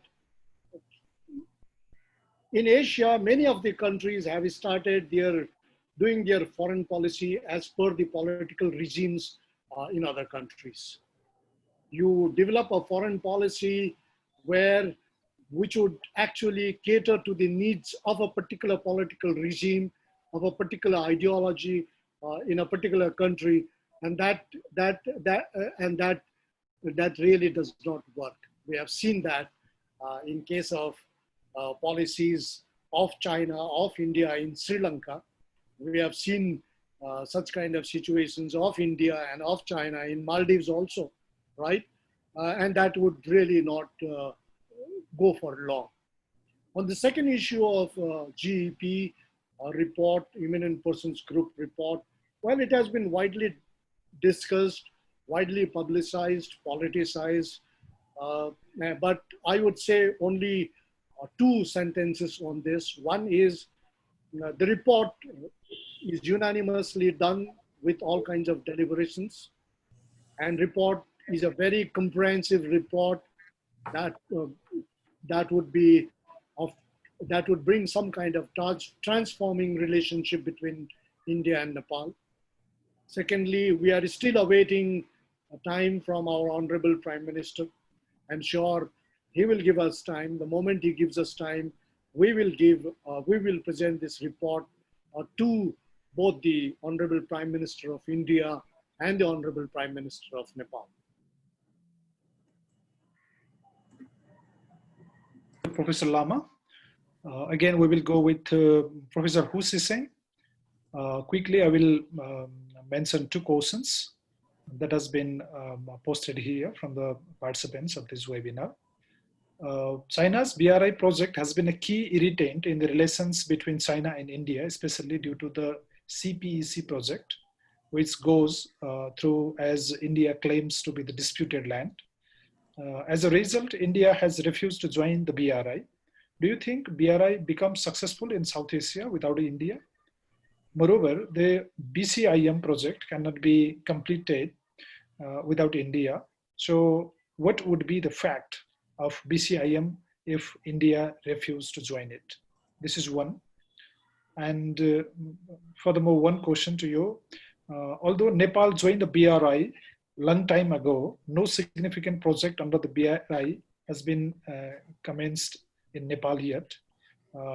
In your opinion, what is the reason behind that? Why is this so? So please go briefly with these two questions. Professor. Okay, no, BRI's guiding principle is that it is based on mutual consultation. So if somebody is still not get ready for it, it doesn't matter. We can still wait. It is open because it is a long-term initiative for development. It doesn't matter whether Indian this time will not get ready to participate it or not. And I don't think that whether Indians' participation or not will be the justification of whether it is success or not in South Asia. We already has carrying forward the BRI in South Asia, like the CPEC has been entered into the second phase. And we have also so many impressive projects in Sri Lanka. And also that we have carrying forward some initial projects in the direction for carrying forward the BRI projects in Nepal, like that we are already done. We have already printed have the blueprint for the railway linkage between China and Nepal. Well, I know that according to my knowledge is that we already in Gilong we have planned the railway station and also the power grid or the smart the grid of power hub there. It is no question. Only the lack visible progress is that we have to gradually first reach or extend the railway linkage from Shikaza to Gilong, or the high voltage grid from Lhasa to Gilong, and then we want to see whether Nepalese side will get ready for that or not. At least that from my knowledge that the Chinese government is ready for that. We we would like to see. It is more likely that there will be visible progress in the future. So take more patience because of the terrain conditions. It needs some time, and also because of the investment. It's heavy investment projects, so we need more time. As for the PCIM, I can say that now we have visible progress about CMEC, China Myanmar Economic Corridor. That is already put on visible progress. So we have to wait, because now in the first, in the initial stage, from the very beginning, that India had not been so or had been a little reluctant in welcome the PCIM. But now it is the it is the relation between Myanmar and Bangladesh became the visible, how can I say, obstacle, especially because of the Rohingya issues. But anyway, the bilateral CMEC, China Myanmar Economic Corridor, is getting progress. I think that gradually, if CPEC, CMEC, even that in the future the China Nepal economic corridor can be gradually carried forward, I think we can create a certain kind of environment for this BRI finally get into connected within India. But even if India is still not get ready, I don't think it is that matter that much. I think because this is a long-term initiative, not for a short term. Yeah. Thank you so much. I'm afraid that we could. Can I make a small point here? Please, Professor Lama. Yeah. Professor Hu Sing Sen made very interesting statements. One, of course, is I would like to very clearly emphasize the fact that Chinese presence in South Asia, right, is now well established. Whether we accept it or not, though China is a relatively new player in South Asia, the way China has made entry into different aspects of economic and other functioning in South Asia, it has to be recognized. There is no gainsaying the fact that we don't recognize the presence of China. But why such kind of apprehensions about India not appreciating BRI, about China, about Sri Lanka regretting what it has done, such kind of things? Why such kind of things come? As a scholar, as a student of international relations, I strongly feel that, on the Chinese side, the way China disseminates information, the way China, takes the world of knowledge and information, there's a seriously, there is something lacking. China must accept this fact, right? On the coronavirus issue, I personally felt that the Americans were deadly against China, to defend China and all. But at the same time, we also felt that China should have come out most forthrightly as far as coronavirus is concerned, precisely because it started from Wuhan, right? It could have given all kind of technical knowledge, medical knowledge, scientific knowledge about all kinds of health-related issues. But I don't think China really did that, and that brought so much of consternations among the countries which were affected. And each and every country is affected. Each and every village is affected. District is affected. Family is affected. So I think that is bound to. Therefore, if China would like to really take into confidence South Asia, the South Asian people, first thing it has to do is to give us what is the information available with us. You can't withhold one set of information and give another set of it. Say on Brahmaputra issue, river, on Indus issue, China would have got the best of data, best of statistics, best of hydrological and environmental flows data. But whenever it comes to exchanging data, whenever it comes to institutionalize the exchange of information and knowledge, China is always lagged behind. I think that should not be the case. But at the same time, whenever you have a good project, I think we have participated in a big way. Say, for example, along with the BRI, China, in China's initiatives, Asian Infrastructure Investment Bank, AIIB, was initiated. India, I am just coming to the question to you. Let me read this question, and this will help you to go ahead with that. So India, as an initial founding member of AIIB, which is a crucial organ of BRI as well, what's the meaning behind the India's stand for opposing BRI? Maybe you get my point. It's confusing at the same time, but at the same time, because the AIIB has not been officially declared as an instrument to promote BRI. I personally checked the vision document, the AIIB, right?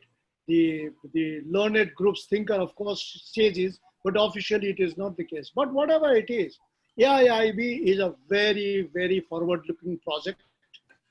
It has three aspects. One, of course, is it would like to change the international financial norms of international financial architecture, which is very positive. The US dominated, the developed market economies dominated, financial architecture has to be changed in favor of developing countries. This gives across the countries, this provides credit, loans, facilities, regardless of which country is taking. Thirdly, it is a pretty attractive venture. So I think India is one of the highest borrowers, along with Pakistan, right? And Nepal. So the question here is, as far as AIIB is concerned, everything is written. Everything is transparent. Every information is accessible to anyone who would like to borrow money, who would like to get support from AIIB. That should be the spirit. That should be the case. We don't find that in many of the ventures of China, right? And that creates a whole lot of problems for the governments, for the academics, for the civil society to understand, to support, and to disseminate also. Thank you. Thank you so much. So in the same point, talking about the BRI and AIIB and CPEC as well, I would like to ask a question to Professor Hu Se-Seng. Professor Hu, I guess you are listening me. I'm afraid that within this half an hour span of time of question and answer, we just took 16 questions, and there are altogether maybe 30 questions left behind. So the before the better for the panelists to answer the question. So quickly, Professor Hu, will you please enlighten us on BRI's altruism, also on CPEC? What is reciprocation? What in reciprocation will be bidded from Nepal? BRI is overambitious in its aim. This is a common perception. This is from an Indian scholar, Atul Thakurji. So, what is the question? For BRI and CPEC? Yeah, will you please enlighten us on BRI's altruism? Altruism. What is the reason? Altruism. Yeah, and also on CPEC as well. And what is what in reciprocation will be bidded from Nepal? Okay, with the as for the BRI, we just now please I noticed that. Briefly, please. Short answer. No, it is based on case by case and country and country. It is based on a bilateral consultation between specific countries. Like that, if India want cooperation under the framework of BRI, then just between the India and China will have this kind of consultations, how we share the benefits, how we carry forward the cooperation. It is based on bilateral. Or if it is a project related to trilateral or multilateral, then it is, we can form a certain kind of multilateral, this kind of consultations. It is transparent, but it is transparent to the participants of the BRI. It is not, I don't think that any projects, that every project related to BRI will be should be transparent to everyone. I don't think it is not that case. As for the CPEC, that whether CPEC can get extended to Nepal, right? Or Nepal can get benefit from CPEC. Yeah, this is like that. Oh, yeah, that is quite long-term purpose. Judging from current situation, I think that we still need time. But anyway, why not CPEC? Why not we carry forward independent, separate one, like the China, Nepal, Indian economic cooperation? It will be more, how can I say, realistic. Thank you. Okay. Thank you, Professor Ho. Again, I would like to ask a question to Honorable Madhav Kumar Nepal. This is a question by an Indian scholar, Anil Kumar Mohapatra. I will read the question as it is written here. The 1950 Treaty of Peace and Friendship and 1816 Sugauli Treaty, we have differences. We means India and Nepal.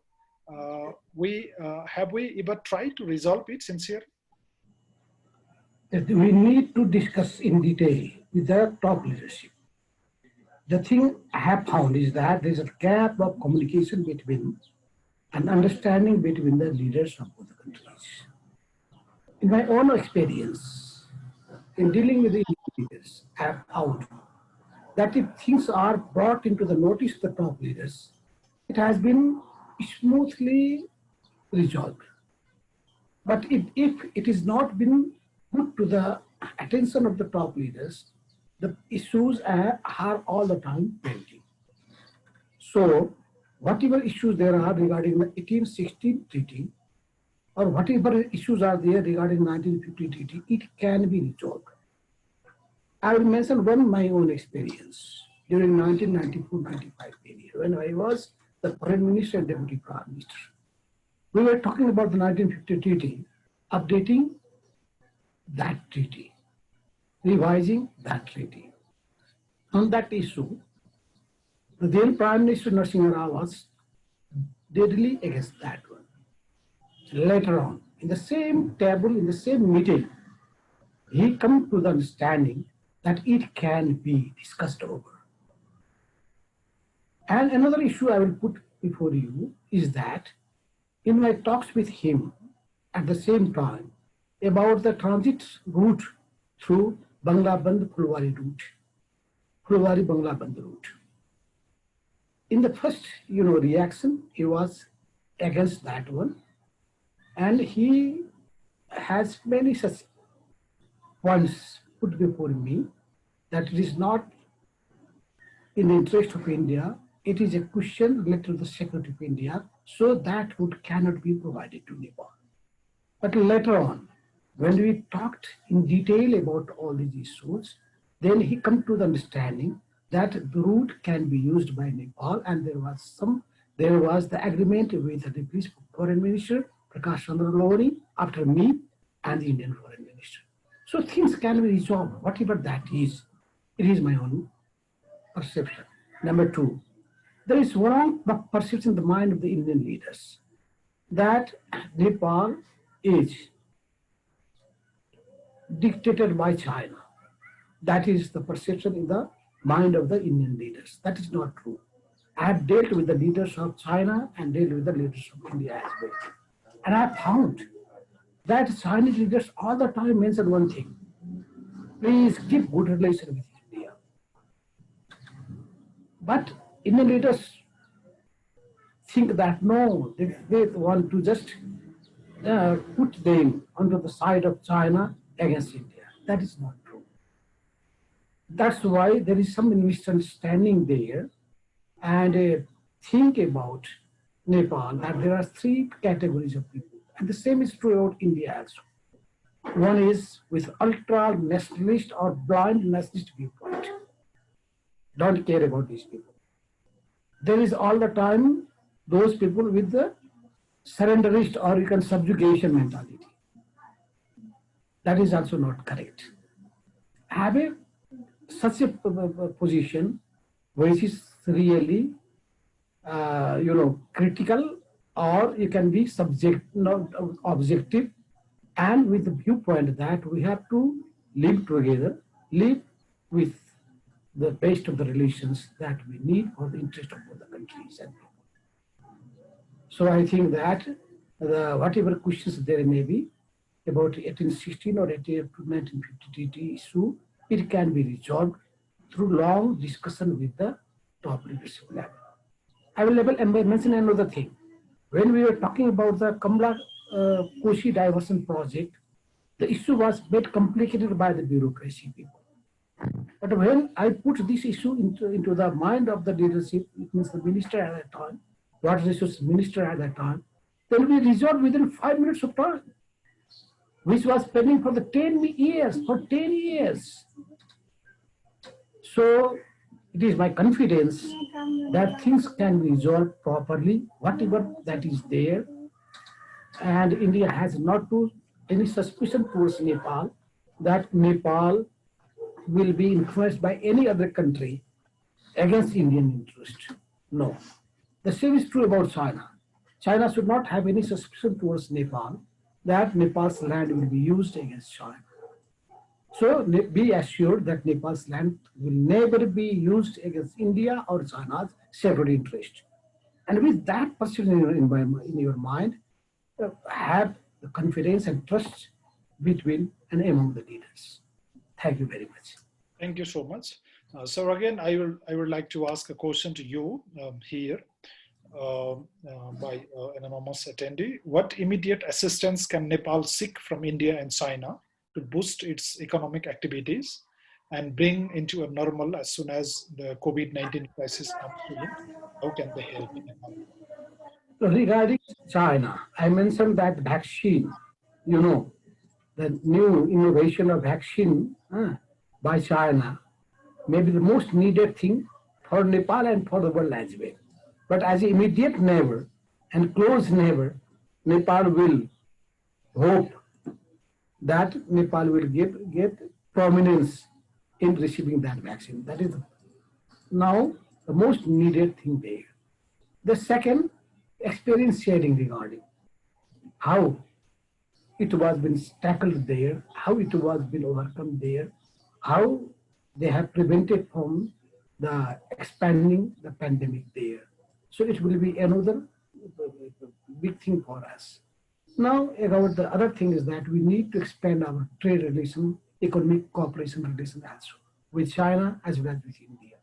With India, we have a good relation. There is no problem. Sometimes, some problems come in, even with close people, close friends, some problems we seem to be cropped up. But don't be scared of that. Don't have the negative mentality that it will not be amended. It will be. They come to the normal situation. But for that, there is need to have a very balanced thinking, no more extreme views from any side. So I think that from the economic prospect, from the this COVID prospect, we can have the cooperative relation with India as well. India can just impart their experience to us, the Kerala experience. We have been talking with the CPM leadership. What is your experience of Kerala in dealing with the pandemic and protect the people from the casualties in Kerala and other parts of India as well. So things are there. If we talk on the COVID-19 issue, that is one thing.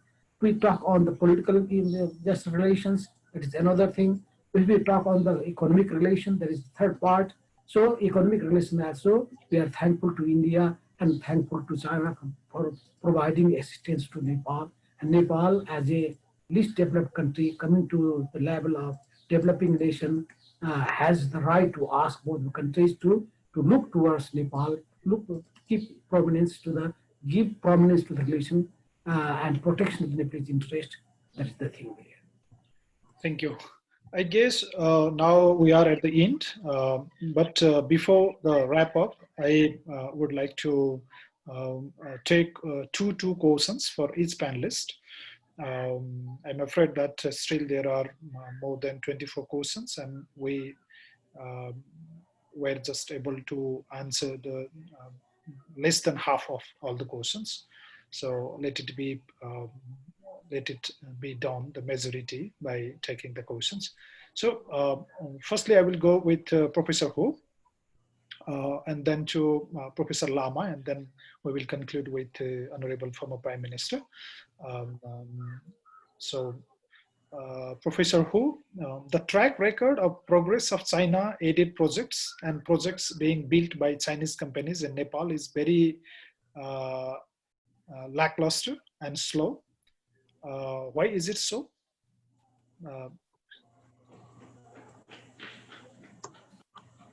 Did you get the question? Should I answer it right now? Yeah, please. Oh, I have no idea about it. Well, and that is really maybe because of financial issues, maybe because of the changing of the government in the past. But that is really sorry for that, and no knowledge about it. But some of the project I know, like the tap water project, maybe because of financial issues. Because of the it is sometimes it's not a state-owned unit, a state-owned company. Maybe state-owned companies will have more responsibility or not worry about the financial problems. But if it is the private one, sometimes this happens. This happens not only in Nepal, even in Pakistan. Some of the agreements signed by the top leaders. I know that during the President Hu Jintao's time, 70% of the agreements signed by the government to government not be implemented on the ground. That is the reality. Okay. Maybe another question to you. In fact, it's very difficult for me to find out the proper questions, from the... Okay, it is too long, right? Yeah. I was just trying to...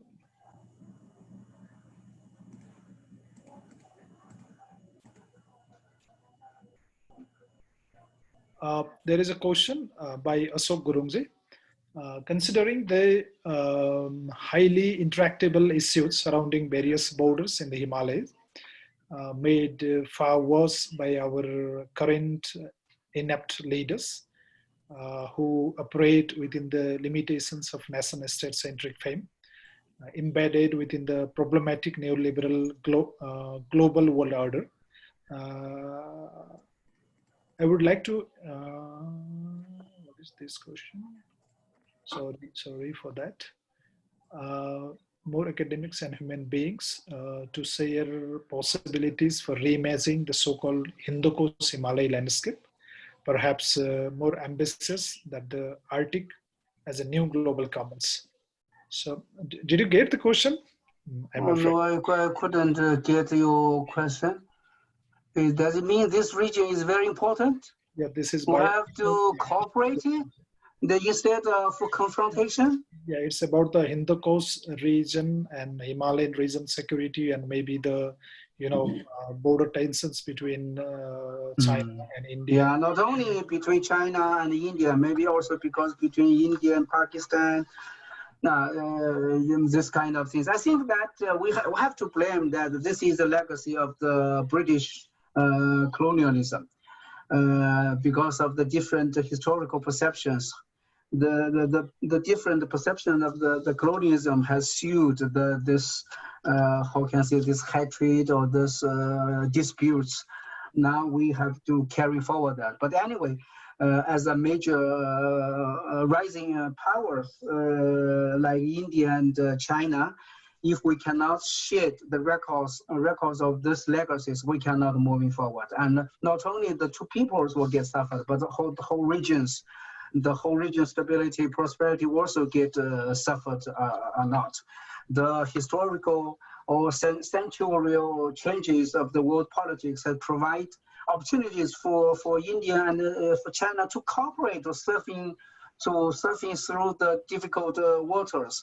But now this kind of conflict has dragged both China and India nearly into conflict. I really don't think this is irrational. Even I don't think it is how can I say responsible, not only for their own two peoples but also for this region's development and this region's future.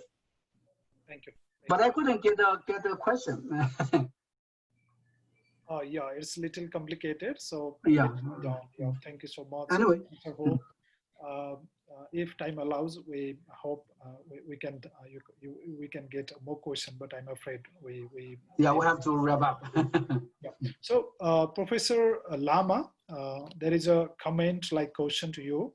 I think you can read. This is by Subarna Babu, posted 4/15. Professor Lama tried to highlight the pivotal role of India in global politics. However, India's so-called pivotal muscular presence appears to be limited only within its small neighboring countries, and India is hardly visible on major global issues such as Libya, Syria, Afghan peace deal, Iranian nuclear deal, economic sanctions, South China Sea, Korean Peninsula, and East Europe, etc. What's your assessment about that kind of opinion? And it would be great if you could comment on these issues. This is the question to you. Mr. Lama, you are muted.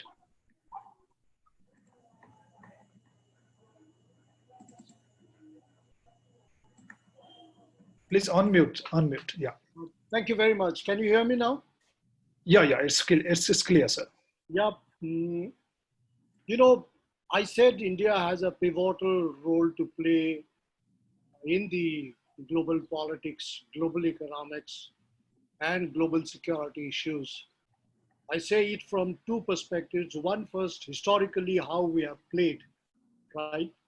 We have been historically in the forefront, at least for the last 70 years, as a leader of the non-aligned movement, right? As a leader of, as a country which has really advocated disarmament, a country which has really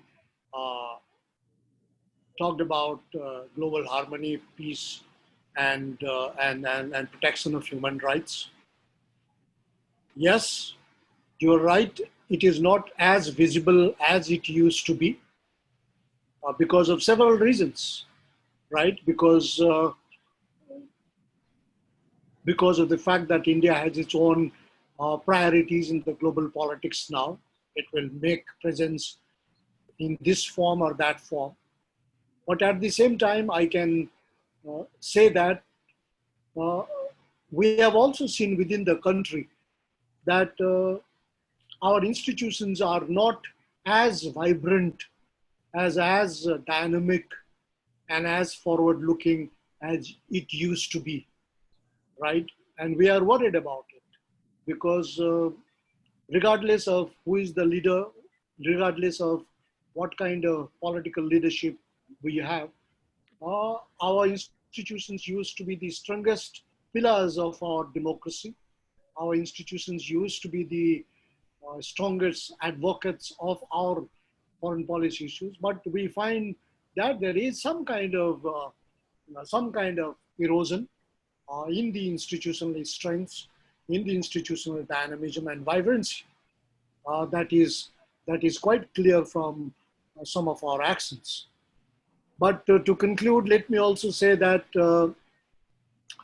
whenever we talk about Nepal, China, and India, and we only talk about the issues of divergence where we do not agree. But I feel we have more than the divergence issues. We have a range of convergence issues between India, Nepal, and China. And it is a think tank like yours and Professor Huang's think tank, Professor Hu Xincheng's think tank, like ours in India, we have several think tanks, highlight what are the issues of convergence. There are serious issues of concerns among the communities, among the agencies about which can be resolved by cooperating, by kind of a serious cooperation between India, China, and Nepal. Issues related to climate change, issues related to cross-border pandemic like this, issues related to cross-border environmental injuries, including disasters.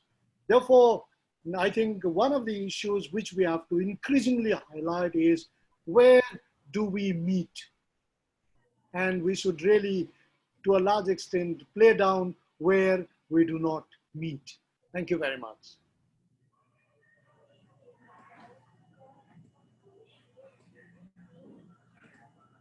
Thank you, Professor Lama.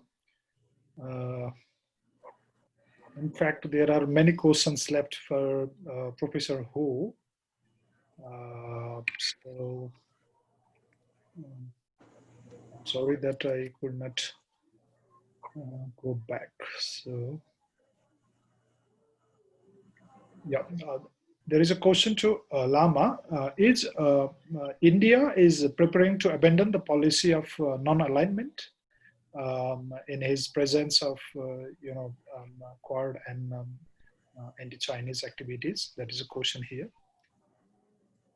Well, given the political situations, I must say we have not abandoned, but we have abdicated our role as a kind of advocate of a non-aligned movement, right? We have abdicated because we used to be in the forefront in the South-South dialogue. We used to be in the forefront of North-South dialogue. We used to be forefront in case of highlighting primary commodities and the price instability, all kinds of things. You know, we have a long, long history about how we handle, and this is where we see a serious problem because we do not have a forum today.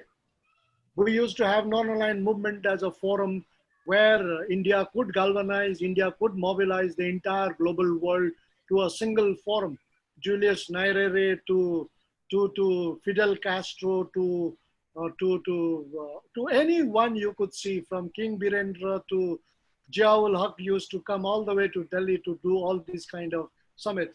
Today we don't know, and we have also seen that there is a great erosion, very visible erosion in the only regional forum in South Asia, SAARC. I don't know why it has happened, right? We do not know about other, but SAARC is so very dear to all of us. And this was the only forum where, despite all problems, all the SAARC leaders could come together, discuss, deliberate on. And this forum also has not met for last almost 5 years, which is very, very devastating for the South Asian community and for India as a kind of pivot for bringing some kind of regionalism debate into the forefront. Thank you so much. Lastly, I would like to ask two questions to Honorable Madhav Kumar Nepal. Do you think that Nepal's private foreign policy is perfect, or there is some sort of changes needed for the changing context of the geopolitics? Thank you, Mr. Yuvrajji.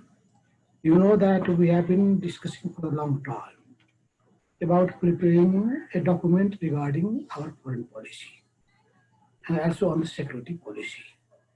So I also tried during my premiership to have one document regarding security policy of Nepal. And even before that, there has been attempts to have one foreign policy document for Nepal. So Parliament has taken the initiative, Parliamentary Committee has taken the initiative, and government has made. But that document has still not been discussed and debated properly among the political leaders and the parties. That's why we need to, you can say, update. We need to shape our foreign policy according to the change of the time or according to the need of the 21st century. So that there is no such debate on this issue. But some major stand that is there, it is unchangeable. We have to keep in mind that we will stick to the policy of non-alignment. We will for the friends only, no more enmity with anyone. Some of the basic tenets of the foreign policy is intact for us. So that is the one thing. Another question, what you mentioned? No, there is only one question about the foreign policy of Nepal and its relevance. So you know that Nepal is situated at a very strategic location. So we have to win the trust and confidence of both of the friendly countries, and we can play that sort of role. Because as per my own experience, I will mention about Nepal, Bangladesh-India relation. At one time, it was very complicated. Later on, it was properly resolved. So I was not only witness, as I was also part of that. So I know the inner complications of our relations. So I think that we need to shape our relation whereby no one can have any suspicion over our intention. Our intention is very clear. We look for our own interest. One message I want to deliver to both of you, to the leadership of China and the leadership of India as well. There is one saying in India, in Indian language, Gaath bhi gumana, murakh bhi banna. What does it mean? It means that you provide assistance to anyone. You give too much to anyone and think in your mind that why people are not appreciating us. You have to look for the reason. It means you are providing the assistance, but still not being appreciated. What is the reason? Outcome, the delivery. It is not, if it is not to the satisfaction of the people of that country, then you will not get any sort of praise or appreciation from the people of that particular country or from that country. So keep in mind, you may have been satisfied that we have been providing assistance to this country, this amount, that amount, in this sector, that sector, but still people not appreciating. The same was true when I was talking with the Indian leaders. They say that we have provided Nepal this, a lot of, shopping list to me, show me the shopping list. Still the people are not appreciating. The leaders are not appreciating, all the time critical of India, India's attitude, India's intention. Why so? I told them, find out the reason. The reason is that you have been providing, but you are not following. You are not just going in depth. What is the outcome of that assistance to the people of Nepal? What is the mentality of Nepali people towards India? Why there is so much of criticism for that one? So that is true to India, true to China as well. Not only in the case of Nepal, that may be in the case of other countries, because I have heard many such things from other countries' leaders also. They have told me that despite the assistance from China, they have been critical of China. What's the reason? So find out the faults, find out the reason. You cannot say that, okay, this is the private sector, this is other people who may have done it. You can escape from that one. You have to be responsible for that one. It is your responsibility to see things being done in time and with quality. So with these words, I will tell that if I have. So there is one question for you. Yeah. One question left for you. So if you want to conclude this, please. Please. So this question is related to the Nepal's geopolitical stand regarding the MCC dispute here.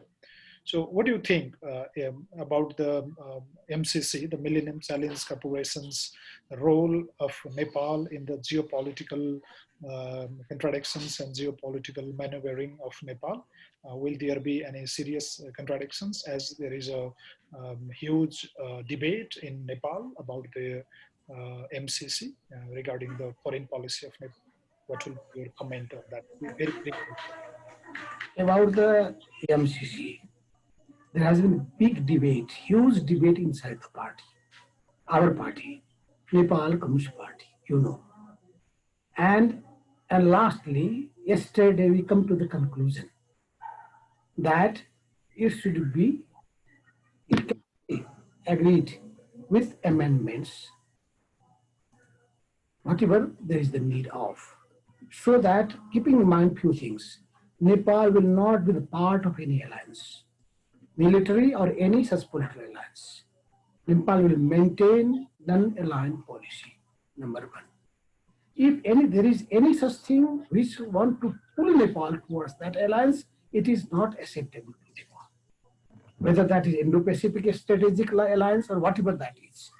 And I think that it is because of some speeches by some American, leaders, that they have made the things more complicated.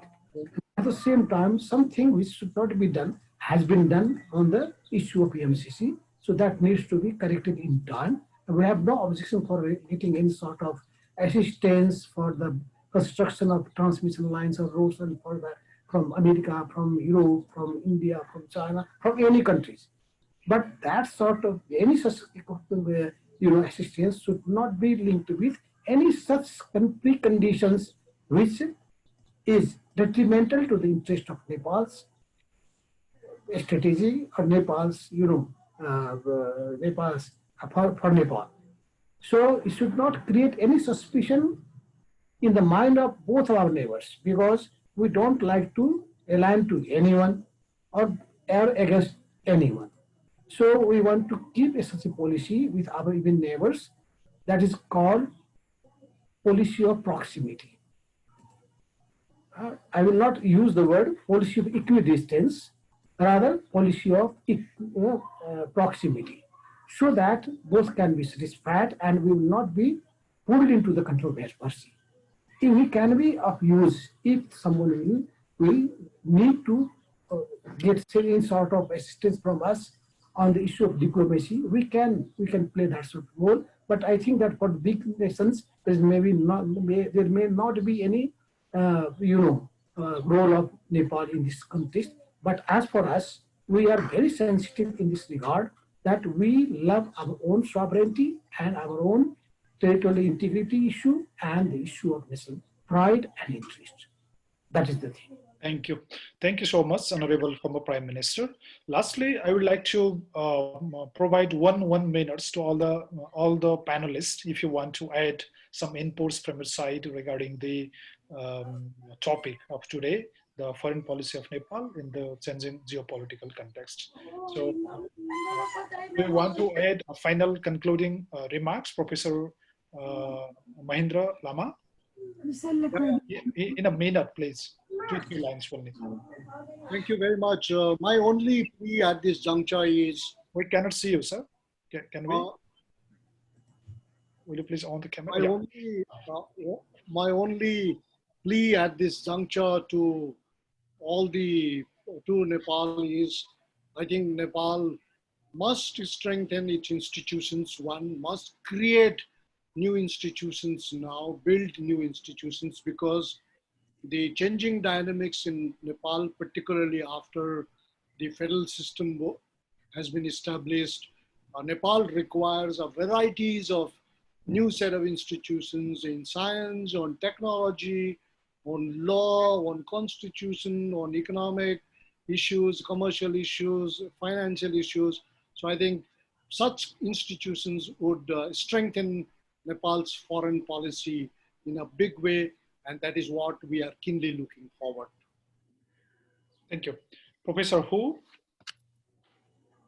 Thank you. Thank you. Sincerely hope that Nepal will become a common ground for China and India can undertaking sincere cooperation for the benefits of the peoples. Thank you. Thank you. Thank you so much. So, Honorable former Prime Minister Madhav Kumar Nepal, would you like to add some concluding remarks? Yeah, I thank Mr. Hu for his views regarding Nepal. Nepal can be a bridge between India and China. So both of the countries should have that sort of thing, that they will not get any trouble in Nepal. Rather, they can use this bridge to go to do business to China, to India and take benefit from this geography of Nepal, from these friendly people of Nepal's, friendliness. That's why no one should have any sort of prejudice attitude towards Nepal. Nepal is a peace-loving country. Nepal is a country of Lord Buddha, which has given us that sort of message of peace, love, compassion. That's why we don't know any sort of manipulation. We are a simple-minded people, open-hearted people. So that sort of that Nepalese culture is there. So feel free to just have good relation with Nepal.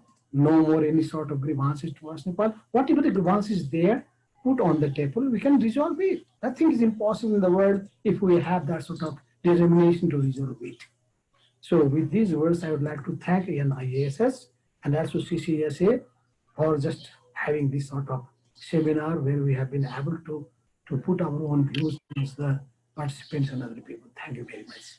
Thank you so much, distinguished panelists. Actually, we have already spent more than 30 minutes, 30 consecutive minutes is very much actually in such a, online gatherings. So I thank all the participants, especially the distinguished panelists. We are overprivileged by such a distinguished panel here. And having said with this all, let me say goodbye to you all, and I would like to hand over the podium, hand over the mic to Mr. Huang Yanson, the chair of this session. He will conclude the session with brief concluding remarks. Thank you so much. Namaskar. So thank you, Mr. Yuvraj, and I'm very honored to extend gratitude and congratulations to the esteemed speakers today for sharing your insightful views on Nepal's foreign policy in this changed world. This is indeed a very difficult time and a critical time. We need to have this kind of discussion. And your discussion, your deliberation and answers are very thoughtful and inspiring, not only for this particular region, I think also intriguing for many countries that are in similar situation of Nepal. They often found themselves caught in between great powers, ignored and hurt for pursuing their own agenda from time to time, and being used for strategic gains of some other major powers. The Yam syndrome in Nepal's foreign policy is not always a bad thing, I think. Perceiving itself as a buffer between India and China, Nepal is also endowed with a unique position to simultaneously take advantage of the rise of the great Asian powers. However, Kathmandu is yet to find out how to overcome some obvious hurdles. Does China have, or does China or India have one fits all for all solution to the difficulties faced by Nepal? Many of my colleagues don't think so. To push for a positive change in favor of Nepal, I think it requires Kathmandu to work out some foreign policy innovation on one hand. And on the other hand, both China and India being aware of their moral responsibility for other developing countries need to be very sensitive to Nepal's core interests. Take care of its request for development, and most important of all, prevent Nepal from being involved into great power competition. As aforementioned, this is a very difficult time when USA is disrupting the world for sustained dominance and better gains. China and India are at each other's throats along the LAC. Nepal and India are looking at a stalemate caused by the territorial dispute over Kalabani. So it is time for politicians and decision makers to act in a very responsible way, taking peace, stability, and prosperity at this region very seriously, bearing in mind that China and India is no threat to each other, but development opportunity for each other, as well as Nepal, of course. This understanding should not be made void just because of some tensions along the LAC, or ill-grounded suspicion that Nepal and China is working behind the back of India. We're neighbors and partners. The success can only be achieved through cooperation and a healthy competition, not confrontation, even less war. I am very glad to find out that our esteemed speakers today remain positive and talk about a lot about peace and cooperation. We need to remain optimistic and open-minded for future. This is what we can agree. Thank you so much for the insightful perspectives and constructive suggestions. I'm also thankful for the other panelists and your participation and the straightforward questions. And we look forward for further exchanges in the future and your support and participation. Finally, many thanks to our team behind the scene. Your great efforts ensure the success of this webinar. Once again, thank you all very much, ladies and gentlemen. Have a good day. Over to you, Mr. Yuvraj. Thank you very much. Thank you so much. Thank you. Thank you all. Thank you.